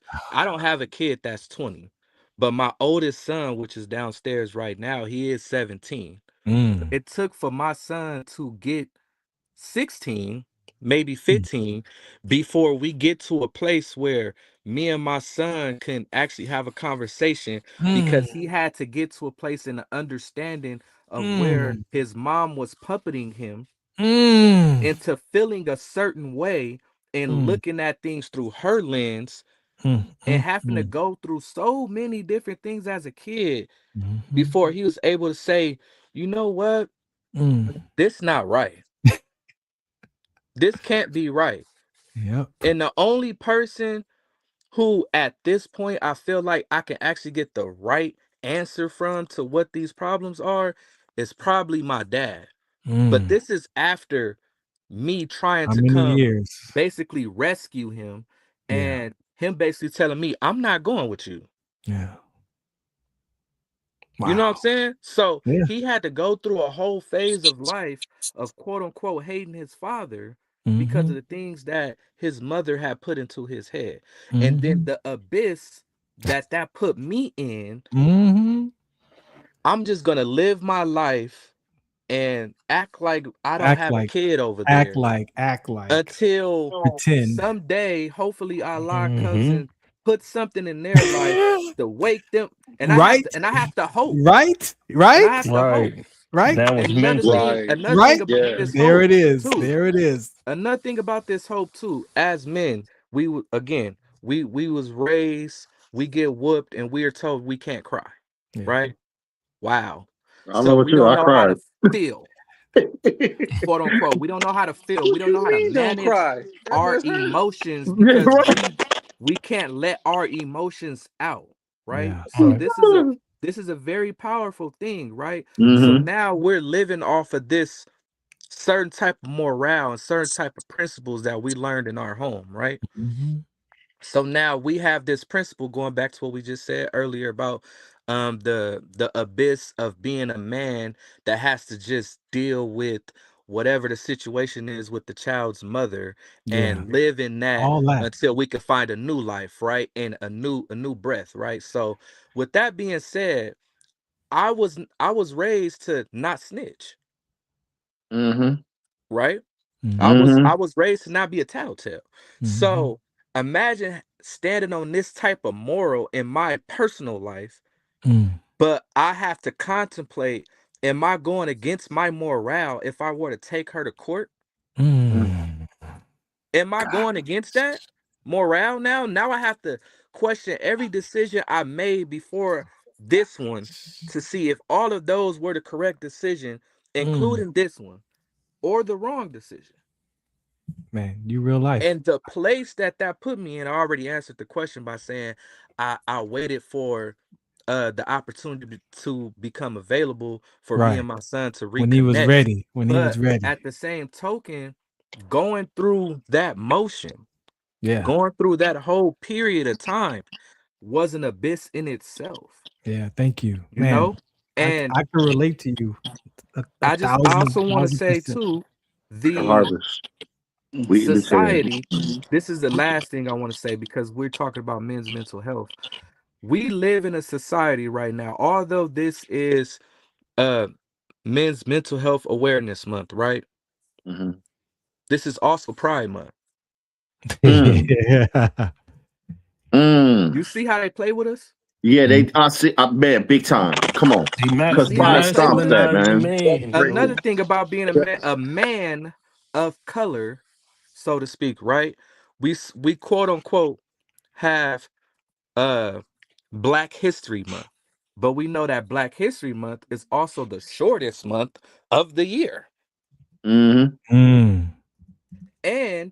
as far as it being quote unquote Black History Month, we don't know quote unquote Black history. We know his story.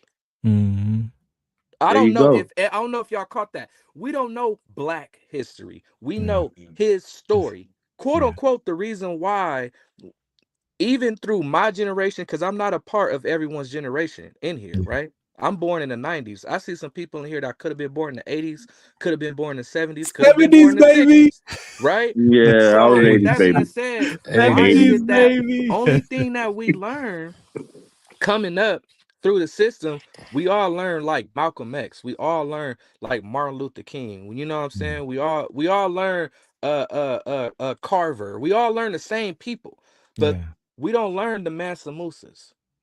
Nope. You know what I'm saying? Yeah, like, going these deeper. people aren't in the textbooks. They want us to know certain things their about history. Yeah, their history. Can I chime in just real quickly on that? Because I was connected into that. I just wanted to say that, and I don't want to interrupt anybody else because I know everybody's got to get a chance to talk. But real quickly, that's the whole problem with the whole entire concept of our quote unquote Black history. They only go back to the 1800s. Yeah. They don't talk about what happened in the 1500s and the 1600s. Oh, yeah, they don't even understand the concept of what slavery really was. And to be honest with you, it wasn't even here in America. in the United States. It wasn't even in the northern shores. It was down in the southern islands with the maroon slaves. That's what 90% of it was. And it was from Africa through indigenous native tribes in the south. Incas, Man, Mayans. they left out they They don't left talk out about all how of that. they don't talk about how they hung the Hispanics and took their land either. They don't talk No, about they none of don't talk about none of all that. that stuff is left So out. may I But just end this I gotta on this pass it. one Yeah, last you got note? one last piece. Go ahead. go Yeah, Gotta ahead. last pass the piece. mic. As far as the history goes, and you know who we are as people, so on and so forth, right? I just want to say that we need more of this, which is community. Yes, And the Lord. Come on. a lot of the problems from the beginning of quote unquote like slave times is we almost turned on ourselves from the beginning. You know, a lot of people don't talk about the simple fact of how much power we had in our land. And the greed on top of being manipulated also got a lot of us sent here. You know, we don't Mm-hmm. talk, yeah, we were slaves here, but in our native land, quote unquote, Mm-hmm. we were technically already a slave. The word slave just wasn't it. We just wasn't a Right. slave. Exactly. And there was there was some type of empowerment of being able to say, yeah, I helped the master today do this, or I helped my king today do that. I built this, I did. There was, you know, that gave you something. Mm-hmm. And with that being said, if our king said, you're gonna go with these people, you, your brothers, so on and so forth, and you're gonna help them do the same thing that you do here. Mentally, we don't think of it as a slave because we already do this and we're happy to do it. But once we got there and saw the tables turn, like, oh, this ain't nothing like being at home. You know what I'm saying? Right. From that point moving forward, everything changed for us, and we lost our quote unquote community, our identity, so on and so forth. And we need more of this so that we can make a new identity for ourselves. And when we do it, we need to keep it here. If y'all don't mind, we need to keep it here. We need to make the plan. We need to have the Come plan on. basically executed before we Mm-hmm. open our mouth and say, hey guys, guess what we're doing? Because that was another problem in our history. People Ooh, want to too much be talking. bragging and Mm. boastful. Oh, I want to do this. It should be equality. It should be, and every person that opened up their mouth and said something before the objective was actually completed, Gave dead. the enemy. Yep. Let's Gave the get enemy it room. done first. Let's have a Over foundation silence. first. Let's Mm-hmm. have it going first, working, functioning first. Then we can open up our mouth and say something. Because if we Amen. continue to say something before the plan is actually in effect, the plan will never actually succeed. Mm-hmm. It's a I lot, man. rest. Thank you, Mr. Music, man. You've heard a lot. Ali, what you got for us, man? I know you got something. You can't hear? Oh, what happened to your sound? He hopping. Oh, he hopping in now. All right, so I'm just gonna while he makes his way back in. Man, fellas, y'all have no idea, bro. These are the conversations that I know that we need to have, right? Mm-hmm. That are missing the spiritual Mm-hmm. history, the spiritual context. I had to literally go back and heal the first 40 years of my life. Literally go back to a 2-year-old decision that I made that was unsafe, and I was lost in relationship with my mother. Like that's Mm. how far I had to go back. And Mm. it wasn't just emotional, it was also identity created of who I Mm-hmm. had to be to feel lost and unsafe in relationships. That I would never, ever, ever feel that disappointment again Amen. at all cost. At all costs. Now that was 2 years old. Now what is the mind of a child got to, what does it even 2-year-old mind even know what to do with a conversation like that? No, because why? Because our brain is developing. Our brain is giving meaning to life right out of even in the womb. People read to the baby, and I mean we know what happens.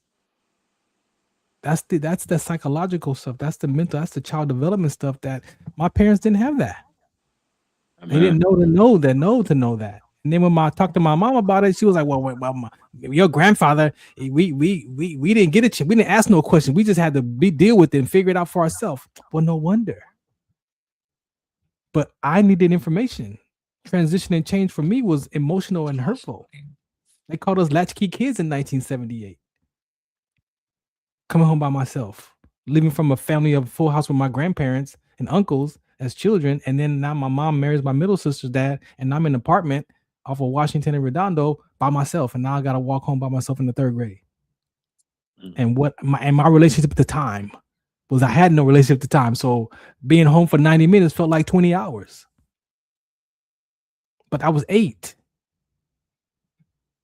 So how do we even know these kind of conversations when we're children, right?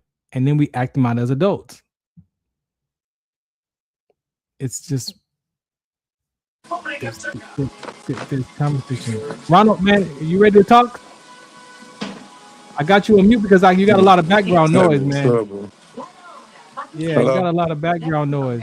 Right. You got a lot of background noise. Can you hear me? Yes, I can hear you. I would like to say something. Go ahead. This is powerful.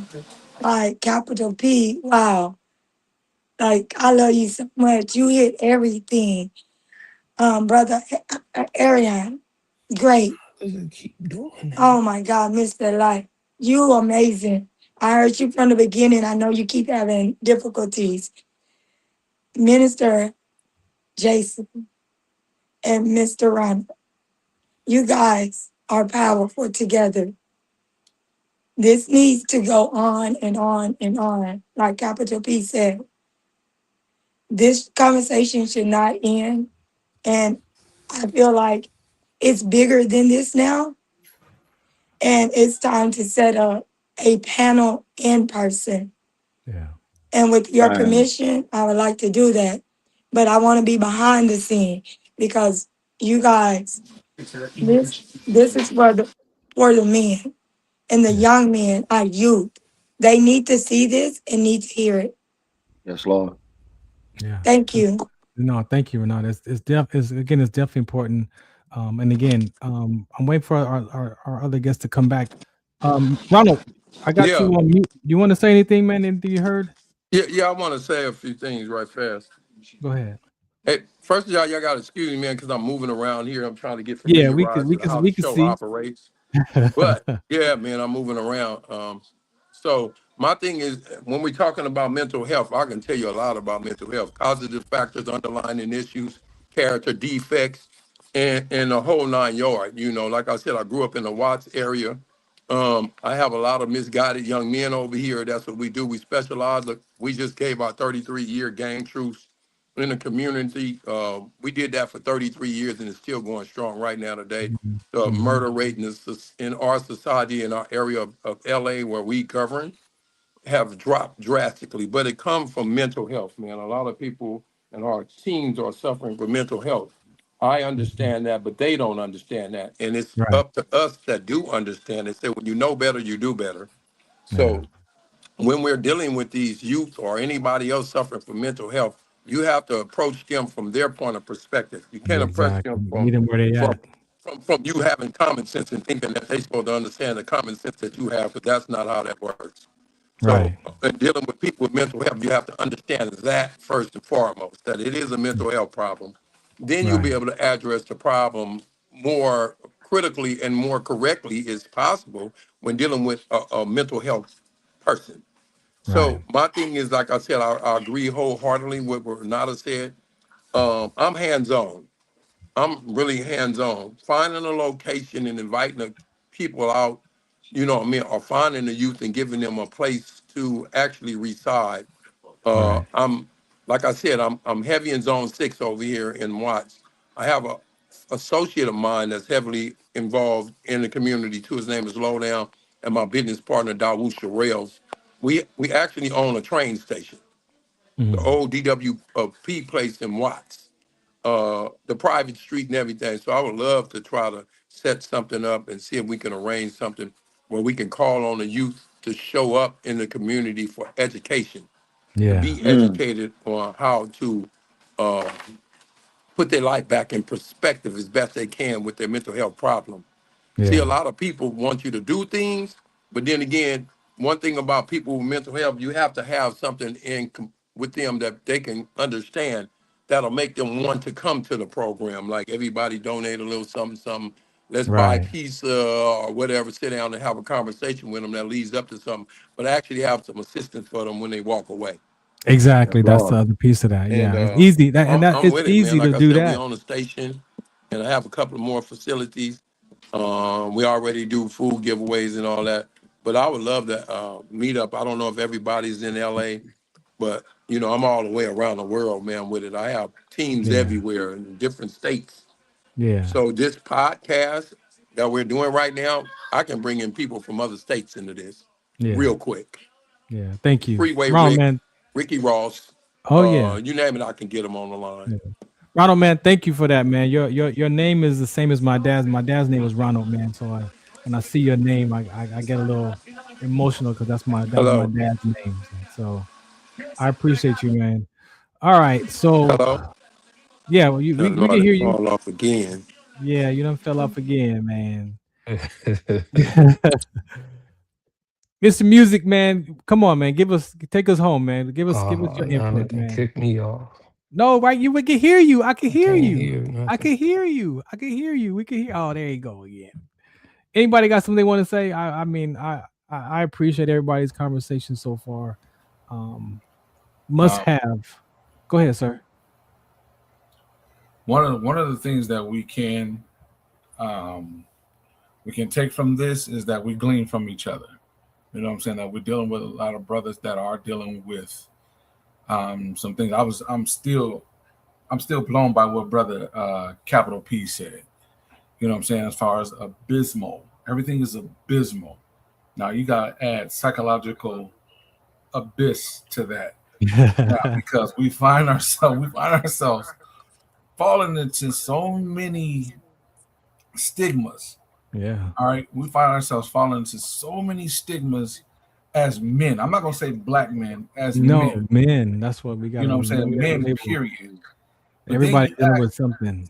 Exactly. And then you factor in, okay, if you're a businessman, if you're an entrepreneur, if you're a professor, if you're a music, you know what I'm saying, music guru, because I'm looking at about 3 musical artists right now, something like that. And it was like, you know what, maybe I should put a singer up there too, my daggone self, but I'm not gonna do it.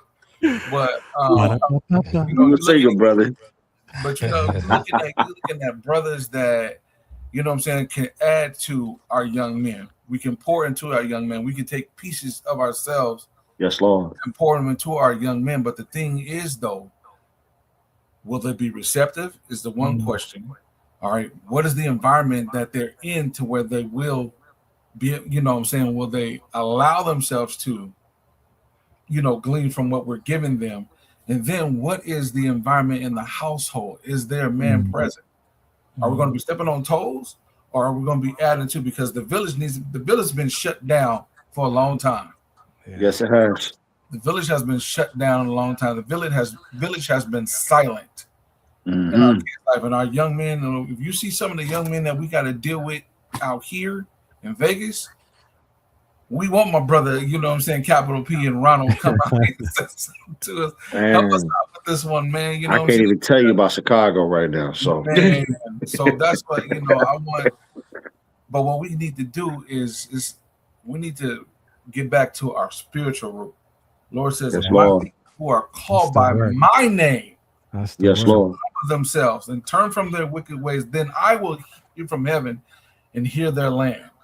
Yes, Lord. Right? Exactly. So there's a lot of healing that needs to be taking place, but it starts with us as brothers. If we can stand up and we can say, "Hey, brother, I'm here. Let's heal together. Let's do that, man." Seriously. Yeah, I agree basically totally. too. How these young guys identify with, like, they identify themselves as YNs. Like, why, you get what I'm saying? That comes with something. So with you taking on that, it's like, yo, now you got to play the role. that's not what we need right now, you know. So it's big, man. Because see, look, me, I like my son. I found out about my son at 13 years old. When he was 13, you know what I'm saying? Like he didn't live his whole life and all this, and he used to these people. His mother asked me to be his friend. You know, now you're playing with my mind at that point. It's like, oh, okay, you just be his friend. Like, come on, I'm a man before all of this. You get what I mean? So I'm gonna stand on business. I got a son. We need to contact the dude, is what I told her, that you didn't accused or said that he's the father. You get what I'm saying? Because we need to hash that out, because I've been on that side as well. So me knowing that I've been there and what it did to me psychologically, I'm like, yo, I could never see myself doing that to another brother. You know what I'm saying? It just didn't work.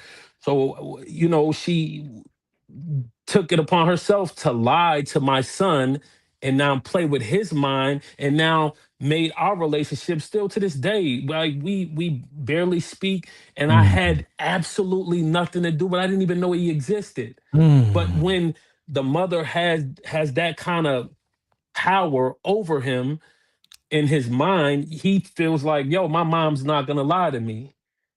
But come on, like she clearly did. So we gotta figure out how to get around that. And it's about bringing our sisters in on these conversations as well, so they could understand and we could understand them. It has to be a give and take, you know, and accountability and all of that stuff, because that's what we lack in our community, man.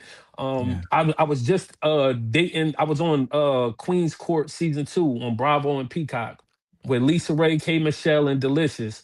So I was asked by Lisa Ray's daughter to keep a secret that I didn't feel like we should have been keeping in the first place. It shouldn't have been a secret. You get what I'm saying? She had a baby while she was pregnant and didn't want to tell Lisa Ray, and made it now my issue too. You get what I'm saying? So now I gotta hold on to this issue because you are afraid of something. You get what I'm saying? And that's an example of what we take on as men. And that's what we have to stop. It has about being transparent. We should, my thing, and I did tell her this, I said, yo, listen, this is our life. Your mother's gonna have to deal with us living our life no matter what.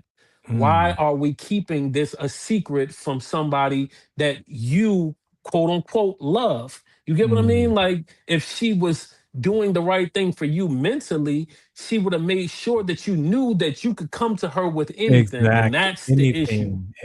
So, yeah, I mean, we just got to work on communication. It's always a gap. And it's because nobody wants to see the other side. They just want to see their side. Like I sat here all this time and I listen to everybody and I respect all different perspectives. And it proves the point that I made earlier, that we all go through something different and in a different way, you know. And this platform StreamYard is trying to hold us down. But this is a sign. It's telling us that we need to create our own platform to make this happen and work properly. Like she said, in person. Because I can't hear nobody now. Like, I'm through. We can hear you fine. We can hear you fine. I've been waiting to hear you. Sister Renata set that up so we all can sit down and talk with each other. Like, seriously, I can feel the atmosphere right now, man. Yeah, I can feel this atmosphere right now. It's about to be something like beautiful, man. I'm serious. Back, Jason. Back to the beginning, man. Like I said, my mom was like, "You need anything you need to look at about what it is to be a person. Go back to the garden. Go back to the beginning." And as somebody mentioned earlier, somebody said 4 things. Those 4 things that I look at what Adam went through was shame, embarrassment, disappointment, and blame. And I got one for you. It's a little bit more deeper than it. Okay, so Adam, and you just pay attention to the story. So we already know the first one, that he was negligent. That's the part. That's the first half. The second half, he jumped into idolatry, because once Eve ate the fruit, she gave something to him and then he ate. Wait, you just put him over God. You just was not obedient no more, following her. When you knew she was out of line, when you knew she was wrong. If you would have just stood up and said, I ain't eating that, right, that wouldn't have been an issue. But you see, that's the second. Now, the third was God was calling. They hid. Now you're trying to conceive your sin. You trying to hold it. And then it comes to shame. Only reason why you feel shame is because of the fact you did something wrong and you don't want to own up to it. Yeah. That's the first thing that leads to embarrassment. Now the fourth one, the fourth one was when he finally got put on blast, he did a little boy move. He didn't stand up as a man. Like you stand up to your father. Yep, I did that. Yeah. I said, I'll take my repercussions. He didn't do that. He said, but it was the woman you gave me. Not only did you had a chance to redeem yourself right there. You didn't even do it. You threw her right back to the wolves. You threw her to the wolves right there. You threw her straight to the wolves. So not only was you negligent, you threw her right back in that same position. So she had to own up and do it do you for herself. understand? But so can you see that? Can you see from that and all the stuff that came after that? What was going to be between her and old boy and Adam had to do now and all, like, can you see how that all got out of whack, malfunction? If we're born in rebellion and we're born in iniquity, from that moment on, we all got some of that.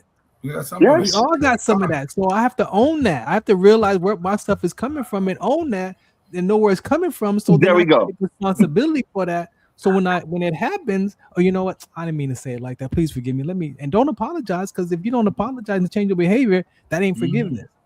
That ain't forgiveness. So you got responsibility. Yeah. So Jason, man, I want to talk to you, man, because for me, the spiritual conversation, I'm tired of hearing people say, well, the schools took the Bible out the schools. No, okay, and that should be happening in the house anyway first.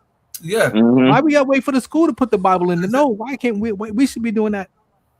They should be doing that now. Now, so when the child goes to school, they're gonna be like, already in them. Oh, honor my father and mother don't mean I love or like you. It's mean how I think about my parent. That's what honoring means. How I think about him. And if I don't think my dad cares about me, well, I'm gonna steal the candy. He don't care anyway. Right. I'm gonna do this because they don't care anyway. Mama, they don't care anyway. If that's in your heart, how you think you're gonna respond to life if you don't think nobody can? But if I honor them, man, I'm gonna steal some candy. You know what my dad gonna do? You know what my mama gonna do? My mama gonna That's reverence. Right? We don't have that anymore. Or it's not being demonstrated. It's after the fact. It's after the fact. See, that's where I know they say where prayer was taken out of the school and everything. We could thank Madeline O'Hara for that. You know what I'm saying? Because she's gone now, like, I think she 1960s that she did that. Yeah. Her name was Madeline O'Hara. But when you instill prayer, you know what I'm saying, as an everyday connection between you and God. Yeah. All right. This is God doesn't want no big old elaborate prayer. No. He just wants to hear you. He just wants to hear you. And then when we show our children that, all right, even though we teach them, hey, how Christ taught us, our Father, which art in heaven, hallowed be thy name. Yes, we teach them that, but we'll also let them know that, okay, God is a sovereign God, but he's also a gentleman.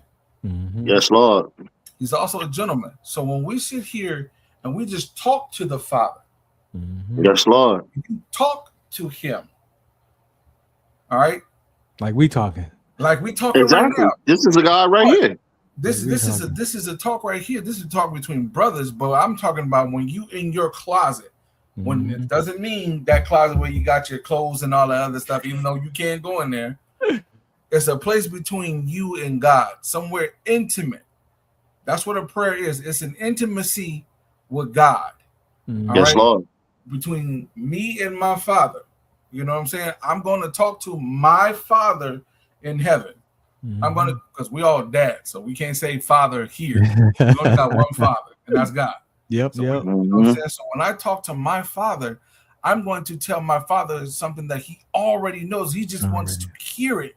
Right. He wants to be a part of my life right now. He wants to be able to let me know, my child, I know already. I just want you to tell me what it is that you need for me to do. Yeah. See, when we allow heaven to touch earth, all right, because there's laws there. Right. All right. There's the spiritual law and then there's the natural law. But when we allow heaven to touch earth. That's the work. God wants to touch us. And that's our obedience to him. Yes, Lord. Thank you, because obedience is the highest form of worship. Just like the woman, yes, it is. The hem of his garment, and she knew without a shadow of a doubt that I'm going to be healed. See, when we touch God, all right, we're going to be made whole. Because there's something that we are missing. There's some pieces that are missing. But when we touch God, because it's your faith that moves the hand of God. There it is. There it is. That sits up there and allows God to do, because it confuses the enemy. So when your worship goes forth, not only your obedience, but when you're doing the will of God. That part right there. All right. When you're doing the will of God, all right, in your obedience, that's touching God. All right. That's touching him and letting him know, okay, my child is really in tune with me. My child really is dependent on me right now. My child knows that, hey, I'm going to do what I said that I'm going to do in their life. Yeah. That kind of conversation. That kind of conversation right there, God already knows, okay, now that you have touched me, let me hear what you have to say. Yeah. Can I help you? You're speaking to me in private, but I'm about to reward you openly. Yes, Lord. The little bit that you asked me for, I'm about to add to that. Yeah, to that. Yeah. Because that faith that moved the hand of God. But you know, we don't realize that in our soul, because the soul can't comprehend that because of where it came from. What did God say? We have to worship him in spirit and in truth. Yes, that comes from, but also that comes from the foundation. That's the reason why man tills the land. Notice that Adam was by himself with God the whole entire time, and the devil never came to him at all. No, because notice that he knew. He was in tune with God. He was in tune with God. God gave him a mandate, and he said, because he's walking with God, God has given him everything. That's why God gave him dominion over the animals. That's why God allowed him to because he kept naming the animals, start naming the fruit, start naming the seeds, start naming the plants. He gave that to man because man was walking with him. But when that sin happened, when they said, "Oh, I'm naked," that means that they were out of the presence of God. The thing is, they alternated that though, because in the beginning when Adam said it, he said that, which he would say, he said he was flesh of my flesh and bone of my bone. At the very after that, God said, "So let them be as one flesh, as they shall be naked and not ashamed." The naked and not ashamed that we're talking about is the fact that we're vulnerable with each other. Man and woman was vulnerable with each other, saying they were not ashamed of that. Versus, and I got your text. And the other half of that is when they took the sin. That was the enemy twisting it now. Oh, no, you're naked because you're nude. It's not because you were vulnerable. It's because you're nude. Now feel ashamed. You're supposed to be covered up. You're not supposed to be naked. And that's where it kicked in. The concept that he twisted that. That's why in the world today, I said this on the show the other day or yesterday. We're using spiritual conversation in the carnal mindset, and they don't line up. No, they don't. Spirit and flesh don't never coincide. Ever. You can't have a spiritual context in a carnal mindset. They don't agree. They don't line up, and so we get these kind of conversations in the world that people want to drop this conversation over here. You will not fulfill the lust of the flesh. Come on, gentlemen, I got to get ready to get out of here. No problem, I thank y'all, man. We did 2 hours and 9 minutes in conjunction with the first episode. So I just want to say, Renata, thank you for putting this together. This is such an important dialogue, most near and dear to my heart, because again, as what I had to go through to restore my mind and get back in alignment with Christ and the Word, it's been a journey. It's practice every day. But can I give you flowers? Go ahead. I want to give you some flowers, brother. Jason, you know why I give you your flowers. We've been at this life-changing word in 2023. And the one thing I could tell this man saw me, we sang on the same key in the audience. We wasn't even in the choir together, but we locked in. And that's when we became brothers spiritually. But I wanted to thank him because now I'm a minister in training at Family Center of Love. And I'm studying right now in eschatology and in the process of what it is for salvation. And I'm going through with it because God called me to that vision. He said, I am to be a minister. I'm here to teach. And he did tell me that the music is going to be the calling card But once I have them in, then the knowledge that comes from forth or from what I learned from him will be able to sustain the young people. Exactly. But I want to say, if it wasn't for the encouragement, if it wasn't for God talking to me to get me into Life Changing Word in the first place, I would have never met this brother. And look how God puts everything in sync. So I wanted to give you your flowers at Farron. We got to have more conversations. I want to thank you so much. Thank you so much. Look, I know I'm past my time. I just got to drop these two from me to you, gentlemen, so I could get your perspective on my revelation of the word. Two things. The passage about the prodigal son, right? Why is that such? Why have that passage, that parable, been told in such a negative context? Because people don't understand. Okay. Let me say my piece.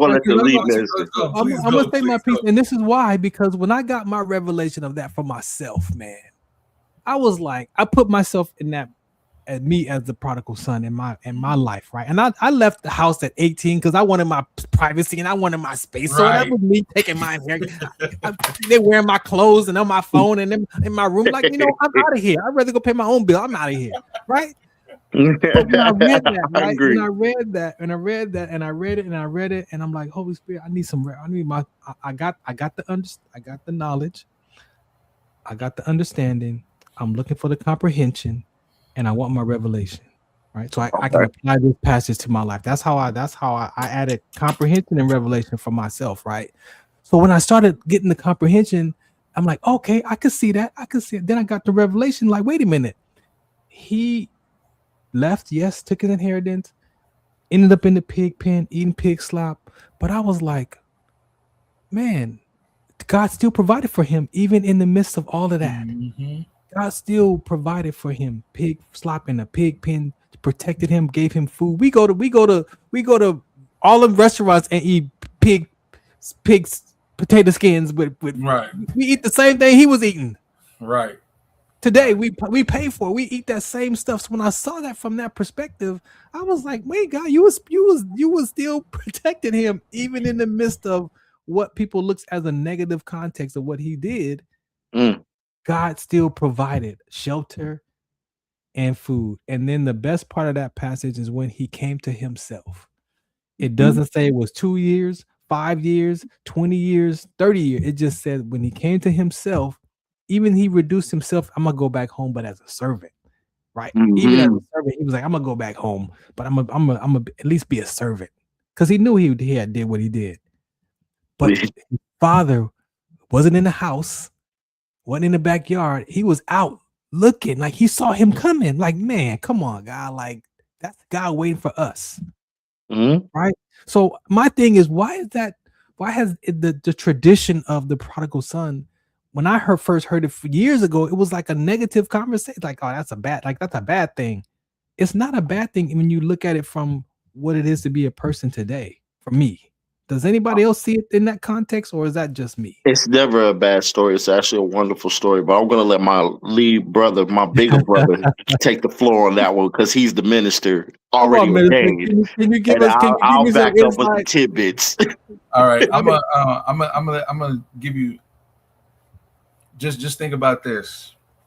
In the Jewish community during that time, when a young man goes and leaves off and gets his inheritance and goes and blows it or whatnot, when he wants to come back, he has to go through a whole lot of things in order for him to be accepted back. All right. He has to stand in the middle of the street, get spit on, get ridiculed, get done so wrong or whatever, to where once he's endured all of that, then he goes through some more stuff in order to be brought back into the home. But he's brought back in as a hireling. He's not brought back in as a son. He's not brought back in as that was the process. That was the process. You have to work your way back up to being my son. Wow. Now look at what Christ did, though. Wow. Look at what Christ did, though. All right, you got to look at this like sin too. All right. We're sitting here and we go and we do everything that we ain't supposed to be doing or nothing like that. And we tell God, we showing God, God gives you so much rope. He gives you so much rope until you hang yourself. Mm-hmm. All right. But what everybody don't realize is that when you hang yourself, you still have a way back to his heart. You still have a way back to forgiveness. You still have a way back to redemption. And that's through Jesus Christ. And that's what that story was about. He said, I saw him. The Father saw him from afar off, and he ran to him, hugged him, and gave this man a party. This man had a party. That party was the angels rejoicing because you returned back to the Father. Return back to the Father, man. You return back to your first love. Yes.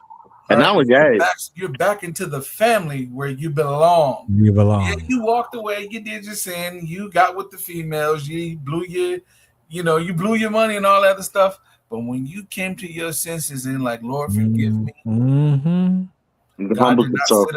God did not sit up there and say, oh, you got to go through all of this stuff. like they did. You got to look at what they had to go through. In the Old Testament, they had to what? Kill a bull. Kill a bull, yeah. Have a sin offering, bring in doves and all that other stuff. Yeah. Turtle doves at that. But the thing is the one thing is that on top of that is the fact that when he came home, he was I don't want to say evolved because that's not a proper word. Yeah. But he was improved because the stuff that he went through humbled him. Right. And then it showed him himself. He came into himself. He came and started understanding himself because he understood who God made him to be. Right. And when he came home, the Father was more rejoiced at that because of the glory. He saw God's glory in that. That's why the party was thrown in celebration. Yeah. So we look at that, man. We look at that. There's the revelation. I'm telling you, look at the story of the one lost sheep. They coincide. Yeah, he left. Leave the 99 for that one. 99 for that one. All right, my last one. This is what I got, this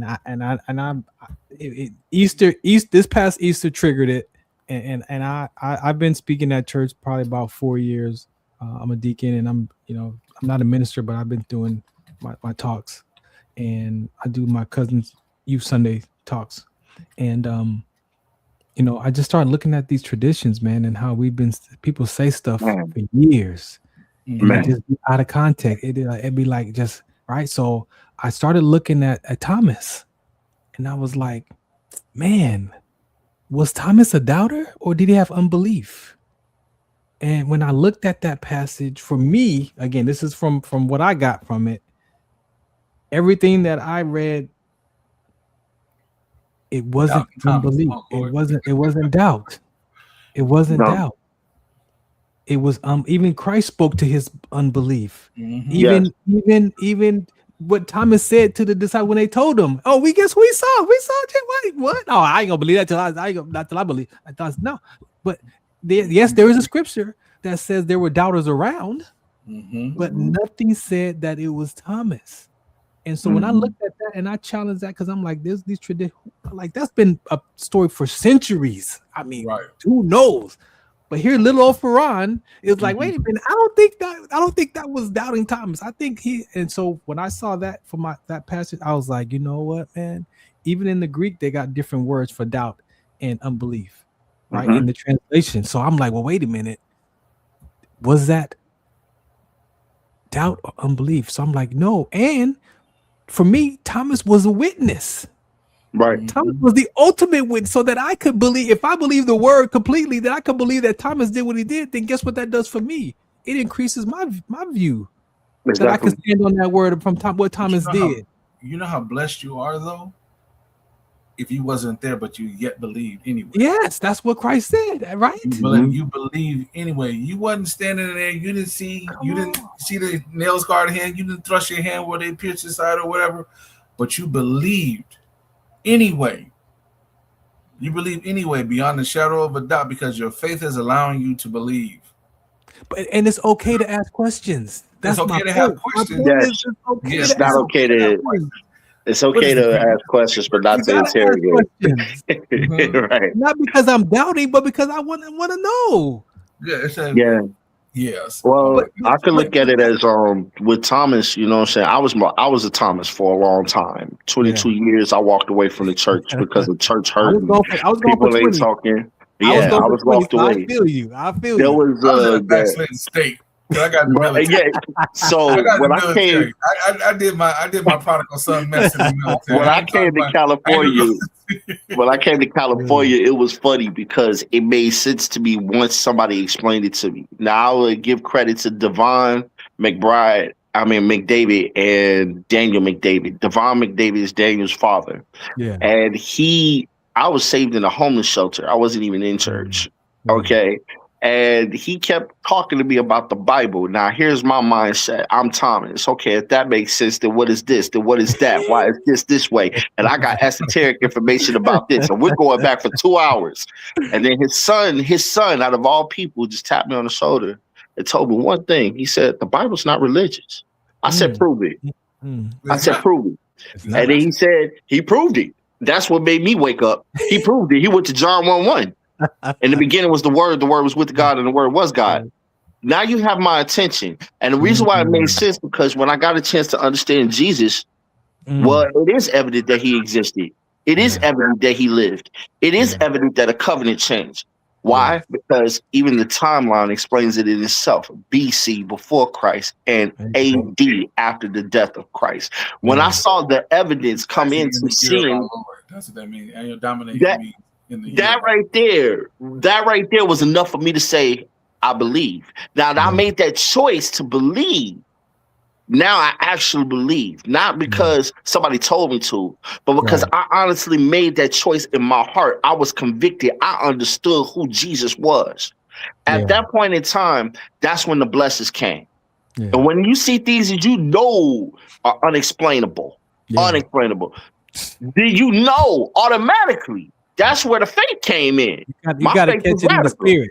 You got to catch it in the spirit. You have to catch it in the spirit. You can't catch it in your mind. Your mind is not going to comprehend it. Your mind not. Gentlemen, thank y'all for today, bro. Y'all truly blessed me. Jason, man, thank you for your time, man. Appreciate you. I'm gonna have you come back for an episode for the problem, brother. Hey, talk, man. Whatever you need of me, military talk. Whatever God needs of me. Sure.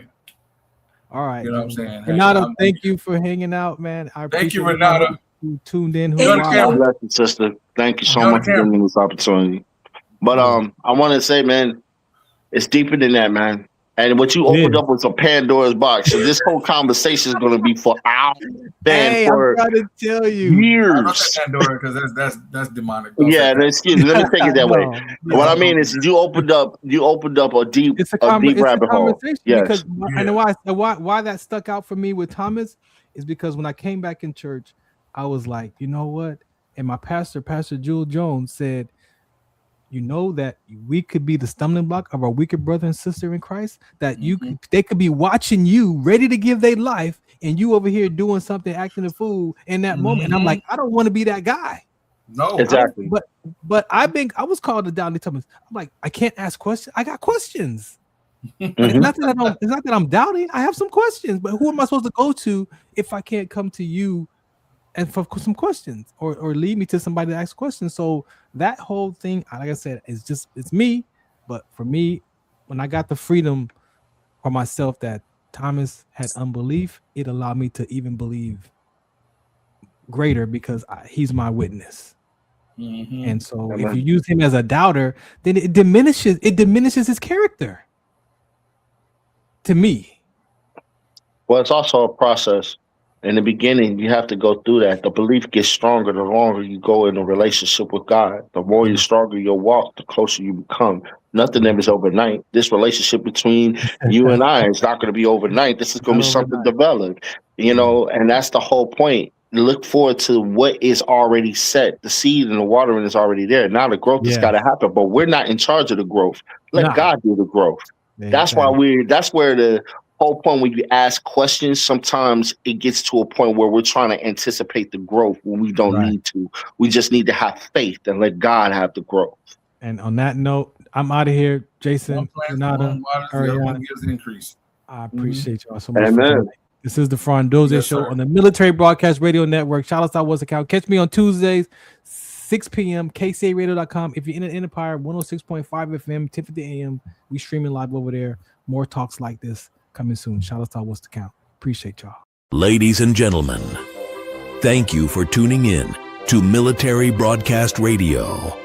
As we wrap up today's show, we want to remind you that the podcast of today's episode will be available right after we go off the air. So if you missed any part of the show or want to listen again, be sure to check it out. And remember, we're here to support and honor our veterans. Your stories and experiences matter, and we are committed to giving you a platform to share them. That's right. We're here to give our veterans a voice. So don't forget to catch the podcast and stay connected with us. Giving our veterans a voice.